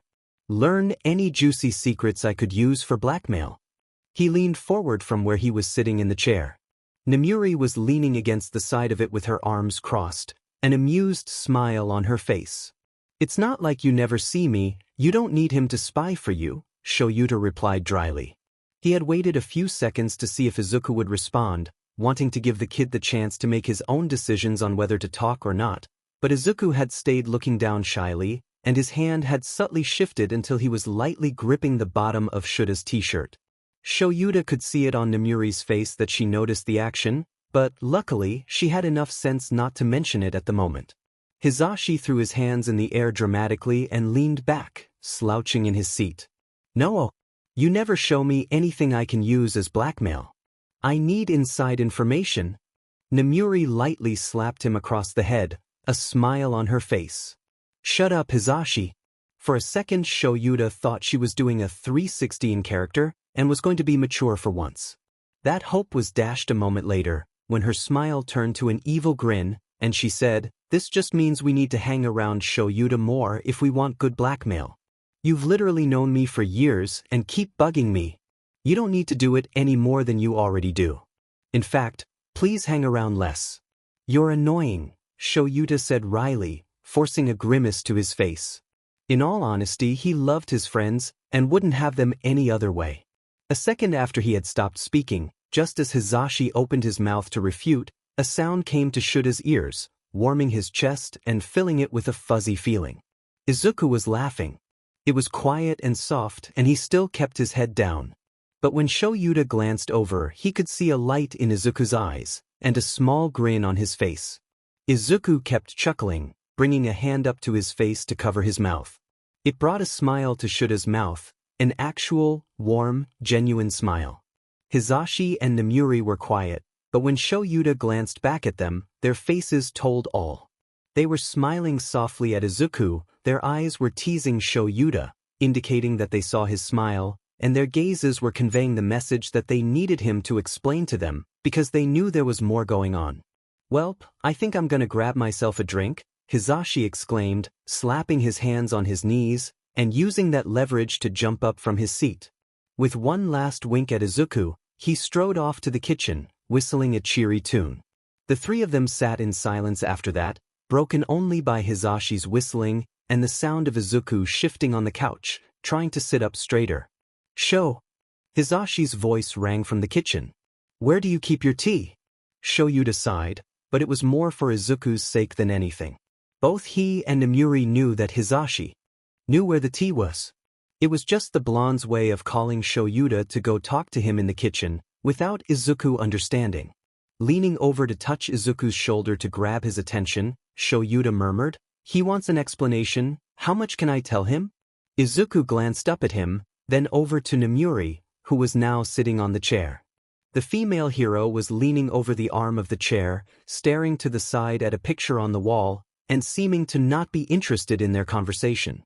Hizashi was still moving around in the kitchen. Shoyuta could hear the water in the sink running. Izuku stammered, flicking his gaze between Shuta's eyes and his hand, which was still fiddling with the hem of Shuta's shirt. They'll find out about everything anyway, right? I mean, not about my quirk, but everything else. Yes, all the UA staff will need to know, and Class 1A will almost certainly find out too, if not more students than that. It just depends on when and how you want them to find out. Midnight and Mike may seem pushy, but they'll respect your privacy if that's what you want. It's completely up to you, Izuku. And yes, no one else will be finding out about your quirk. At some point in that speech, Shoyuta had apparently brought his hand up to run through Izuku's hair a few times. Once he noticed it, he stroked through the curls once more, then lowered his hand. Izuku bit his lip, thinking for a few seconds, before he caught Shuta's gaze and held it, then nodded. You can tell them. I trust you and them. And I don't want to hide it. It's not something I'm ashamed of. Shoyuta breathed out a relieved breath at that, something in his chest loosening up that he hadn't even realized had been tight. Thank you, kiddo. That means a lot to me. He smiled down at his son, and grabbed his hand, squeezing it once before letting go. You'll be fine out here with Nemuri? Or would you rather I bring her with me, or tell them sometime else? Your choice. You can, bring her with you? That way you don't have to explain it twice? I'll be fine out here. I might, go to the bathroom and grab my phone. That's fine, Izuku. You can even go back to your room and sit there, or take a nap there or here on the couch. Whatever you want. You mean your room? Izuku asked wryly, a small smile on his face. I suppose for now it's our room, until Nizu can get me an apartment with an extra bedroom for when you need to stay over between school. Or whenever you want to, Shoyuta replied easily. Izuku nodded stiffly, and with one last pat to his kid's knee, Shoyuta stood up, groaning as his knees popped. He made a head gesture to Nemuri when her eyes glanced over to him, and then he walked into the kitchen, expecting her to follow. When he walked through the kitchen door, he saw Hizashi leaning casually against the counter, kettle on the boil, and a teapot sitting on the counter, complete with a tea bag in it. So, what's up? Nemuri asked as she went to lean against another counter, having taken Shuta's hint to follow him into the room. Did something happen to Midoriya's mother? Yes, Shoyuta sighed, slipping his hands into his pockets and slouching his shoulders. He looked at a spot in between them. Something happened to her 5 years ago. She died. What? Hizashi exclaimed, pushing himself off against the counter as his face contorted in shock. His quirk had activated out of surprise for a second, but Shoyuta had anticipated his reaction, and so had been able to air a seat right away. Once Hizashi leaned back numbly, face slack, Shoyuta released his quirk, feeling the familiar burn in his eyes as his hair fell around his shoulders. Nemuri's face had been shocked when he said it, her jaw slack, but now it was just set in a firm line, her eyes holding a rare seriousness to them. Tell us everything, she said.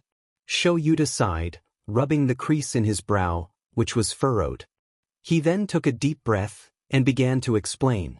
Midoriya's mom, Inko, died from natural causes. It's not really known what caused her death specifically, about 5 years ago, when Midoriya was 11. He found it amusing how difficult it was for him to use Izuku's last name again, after getting used to just using his first name. Guess he would have to get used to it in class again. He was put into the system, since he had no other relatives, or anyone willing to take him in. He, somehow, forged his entrance documents for UA, so that we wouldn't know. Nizu knew, of course, but chose not to tell anyone, for whatever his reasons may be. Shoyuta was still a bit bitter about that. Midoriya kept up the act, emailing us using his mother's email account, or one with her name on it, anyway, and then came to live in the dorms when the dorm system was implemented. When I went to check on him yesterday, to make sure he got out of school to go home for the holidays, I found him really sick. I emailed his mother, of course, but then I saw the email going to Izuku's phone. So I called Nizu, and he explained it to me. I took Izuku here to make sure he didn't die. He slipped up there, calling Izuku by his first name, but chose not to backtrack. Maybe Hizashi and Nemuri wouldn't notice. Although, from the glance they exchanged, they did. He had thrown in that little bit of dry humor at the end, while keeping his signature straight face, in an attempt to not let them know how much he cared about the boy. He had a feeling it didn't work, and they would probably find out how much he cared soon anyway, if they didn't already know. They knew him too well, and he wasn't very good at hiding things from them. It irked him. He's been slowly getting a bit better, although he's still sick. He's a lot better today than yesterday for sure. And then you two showed up. He leaned back after he finished his explanation, and pursed his lips slightly. Let's see their reactions, he thought. Hizashi, it seemed, was speechless, his mouth slightly open, and his eyes wide circles. Nemuri was a bit more composed and managed to ask, "Is that it? And what will happen to him after? Will he stay with you until school starts up again, and what about after that when the students all go home other times? Are you just going to send him back to the orphanage?" "Shoyuta, you can't do that." Her voice grew more frantic at the end, rising in pitch and volume until Shoyuta was worried Izuku would hear it. Not that Shoyuta wanted to hide anything from him, but the boy didn't need to hear them arguing about where he would stay. "Yes, he will be staying with me until school starts. And he will be staying with me after, too, if he ever needs somewhere to go. I'm adopting him, after all." He put on an air of nonchalance, staring over at his kitchen cabinets, instead of at the two other people in the room. The water was about to boil, if the amounts of steam coming from the kettle were any indication.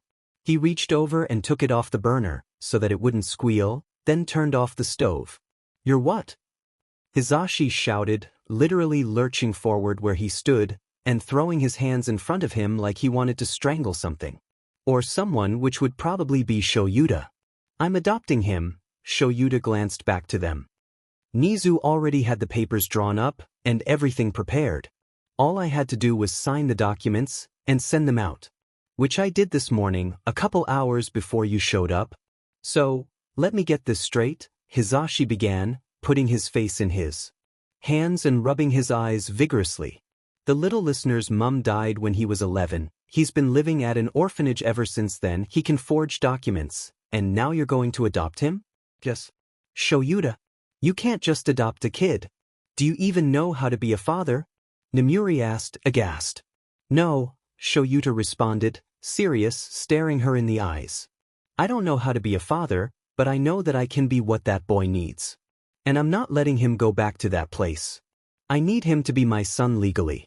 I already consider him mine, I need him. I love him, so much." The last part was said quietly, and he turned his head down towards the floor, uncrossing his arms from around his waist, to let them hang at his sides. It seemed it was easier to admit that he loved Izuku, after having already said the words to the boy himself earlier. "Oh, Shoyuta," Nemuri's voice was softer now as she stepped forward. She put a hand on his arm and rubbed it up and down. He didn't look at her. "Of course you're what he needs. If you love him and consider him to be your son, and he wants to be, then of course you need to adopt him. We support you the whole way." "Yeah, of course we do, buddy. I think it's awesome, you're doing what you want. And if you can help him while also making yourself happy, then of course I'm all for it." Hizashi came over and wrapped his arm around Shoyuta, then pulled Nemuri close to join the hug. "Thanks," Shoyuta croaked out as he stood there, surrounded by the arms of his two best friends. He wouldn't call himself an emotional person, but as a tear escaped his eyes and rolled down his cheek, he admitted that even he wasn't completely cold-hearted. Which, he supposed, was a good thing if he was going to be Izuku's father. After all, Izuku was the most emotional member of Class 1A. A few seconds later, Shoyuta broke away from the hug, his friends releasing him when they felt him pull away, and quickly scrubbed his face free of tears. Taking a deep breath in, he said, "All right, so that's what happened in the last couple days. I'm going to go back and see if Izuku is all right." He turned away, sending them one last, grateful look, then strode back out into the living room. Izuku was sitting on the couch, legs pulled up onto the cushion, and typing rapidly on his phone. When Shoyuta walked into the room, Izuku raised his head, glancing back at the man. His fingers were poised over his screen, as he stared at Shoyuta. The hero stuck his hands in his pockets in forced casualness that he didn't feel, and slumped down onto the couch beside Izuku. He left about a foot of space between them, not wanting to crowd the boy and make him uncomfortable. "Texting your friends?" he asked, not looking at the phone to check. There was no point in invading Izuku's privacy when the boy could tell him himself. And he would tell him if it was important. Shoyuta had faith in that. Yeah, there were a few from the last couple days. I think my friends were worried about me. Which is really cool. I mean, it's nice to have friends, but they really didn't need to worry. I mean, I'm sure they had better things to do.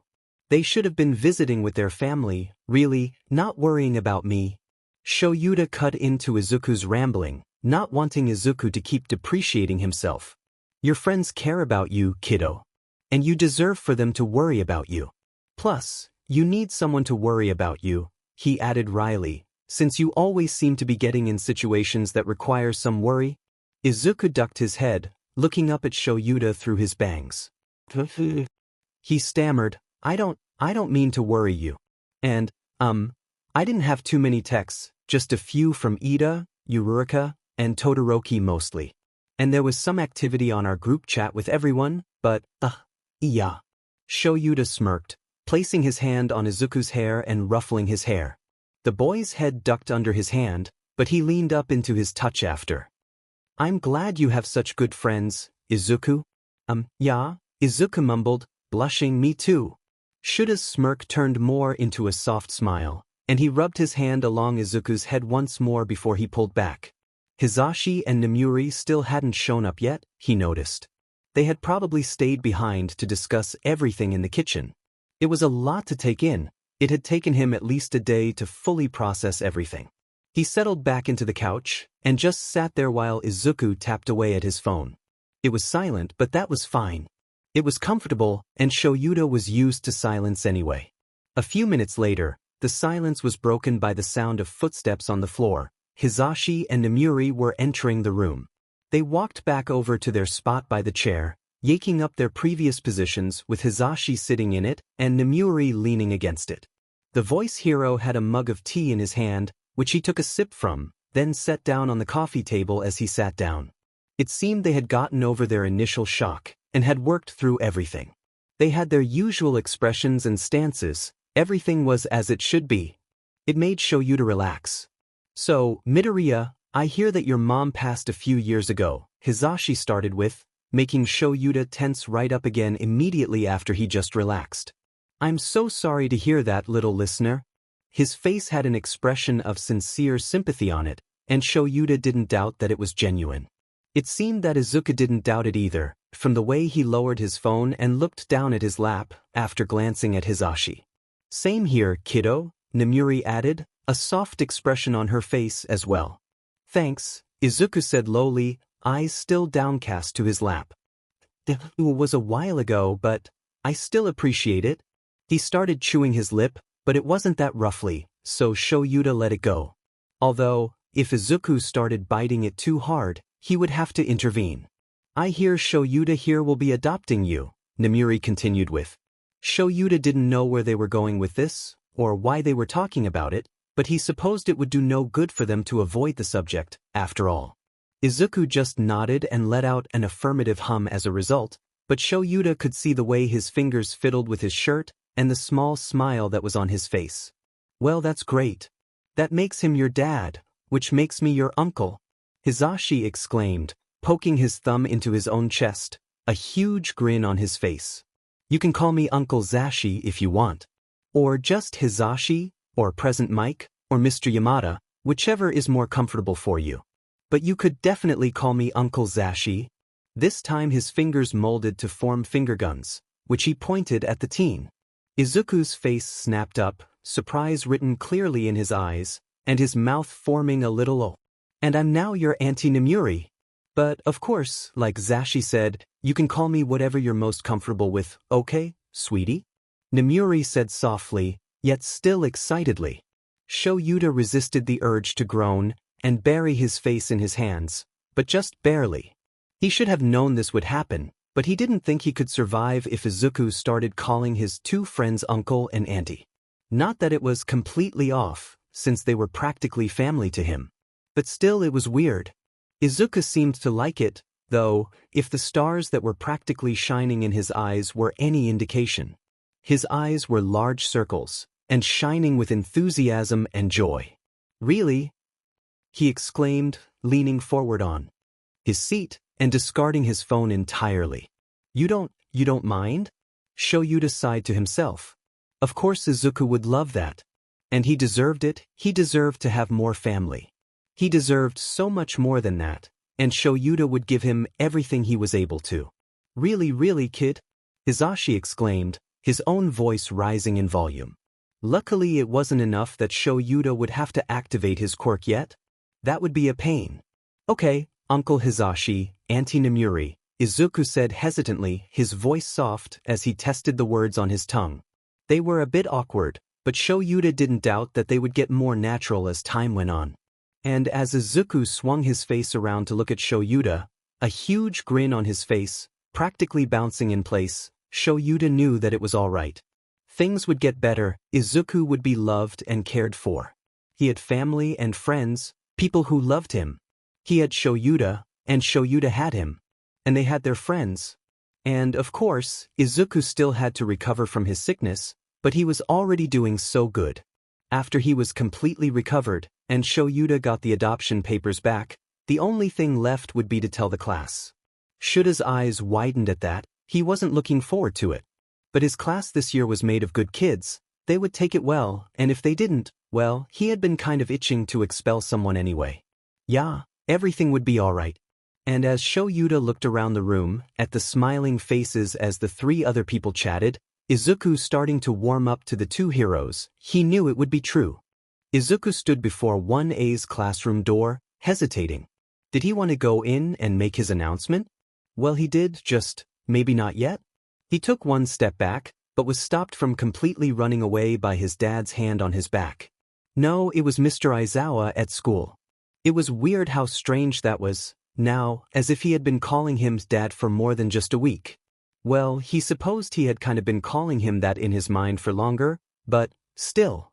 Izuku had been staying with Aizawa for about a week now, but he went back to the dorms the night before, when all the rest of the students were also getting back, so that people wouldn't know he had been at the school the whole time. The adoption had been approved and finalized 2 days ago, so, on the last day before the rest of the students were getting back, Uncle Hisashi and Auntie Namuri had come over for supper, and they had all celebrated. It was weird for Izuku. He wasn't used to having any family, and now he had a dad, an aunt, and an uncle. Well, honorary aunt and uncle, but still. They were kind to him, they supported him, didn't pressure him, and they were fun. And he could tell that they cared about both him and his dad. He smiled just thinking about it, and his chest filled with a warmth at the thought of all future visits and the memories and moments they could have. It was a nice thought. Shuta's hand on his back, which was a warm and encouraging strength, put more pressure against him, gently urging him forwards. Izuku glanced back at his dad, shooting him a nervous smile. Then he gripped his backpack straps tighter, grabbed the handle of the giant door, and slid it open. Deku! Good morning! Uraraka exclaimed, bounding towards him with her boundless energy. I didn't see you this morning for breakfast. Where were you? Her head tilted as she stared at him earnestly. It made him blush and start to stutter. Well, I was just, IW's training and I wasn't very hungry, and I was just running a bit late, but, I'm sorry for not joining you for breakfast. He bowed low as he stammered out his last apologies. Uraraka rushed to assure him that it was all right, that she was just curious, and Ida joined them, his arms doing their usual chopping motions as he expounded on the merits of being on time, and even early. Izuku started chatting with his friends, walking to his seat, a large smile on his face.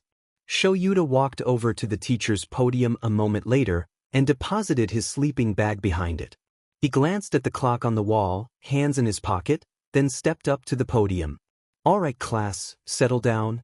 Immediately after he said that, the whole class was either in their seats, or just sliding into them. He hid a small smile in his capture weapon. They were good kids. All right, before we start homeroom, Midoriya has an announcement. He kept his face straight as he stepped back from the podium, not betraying the excitement, nervousness, and happiness he felt.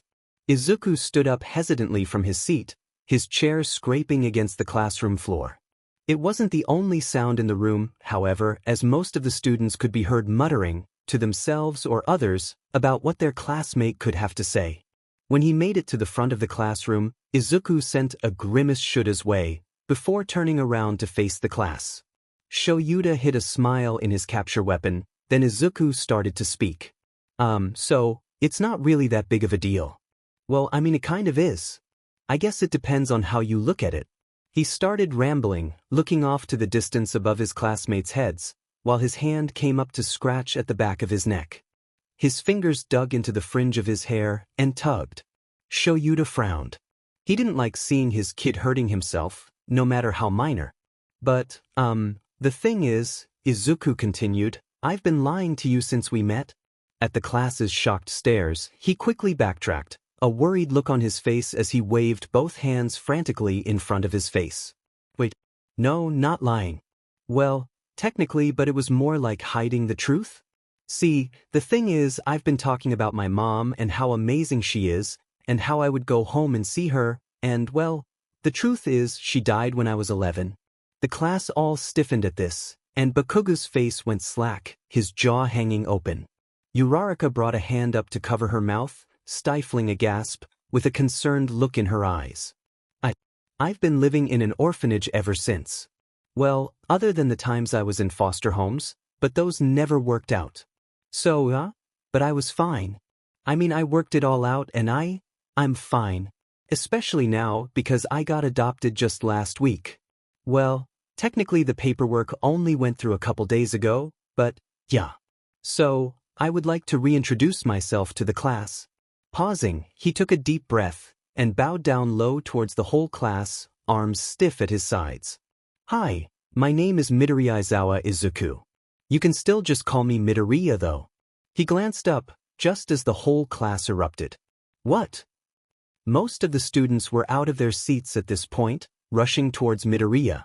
A few lagged behind, some glancing at Ishouda with surprised expressions on their faces, and even a few knowing looks, surprisingly. And a few rushed forward faster than all the rest. Midoriya's closest friends were, of course, up beside him right away, giving him hugs, reassurances, shaky smiles, as he smiled back and gave his own assurances. Shoyuta stepped out of the way, watching with a soft, unhidden smile as his son interacted with his friends.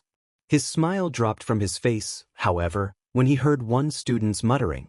So, Midoriya has an in with Mr. Aizawa. No wonder he always gets good scores in class. I always knew he couldn't be that perfect. Shoyuta snapped his gaze over to see who said that, but in truth, he didn't need to see them to know who it was. The voice, with its strong lisp attached, was enough, Minoru Mineta. Well, Shoyuta had been thinking he could expel someone. Mineta was always a good candidate, and it was about time. Maybe now he could even make a case against him, despite his influential parents. It would make most of the rest of the class, and the whole school, for that matter, happier. Especially the girls. Casting aside those thoughts for now, but keeping them in the back of his mind, Shoyuta turned his attention back to the group of students all gathered around Izuku at the front of the classroom.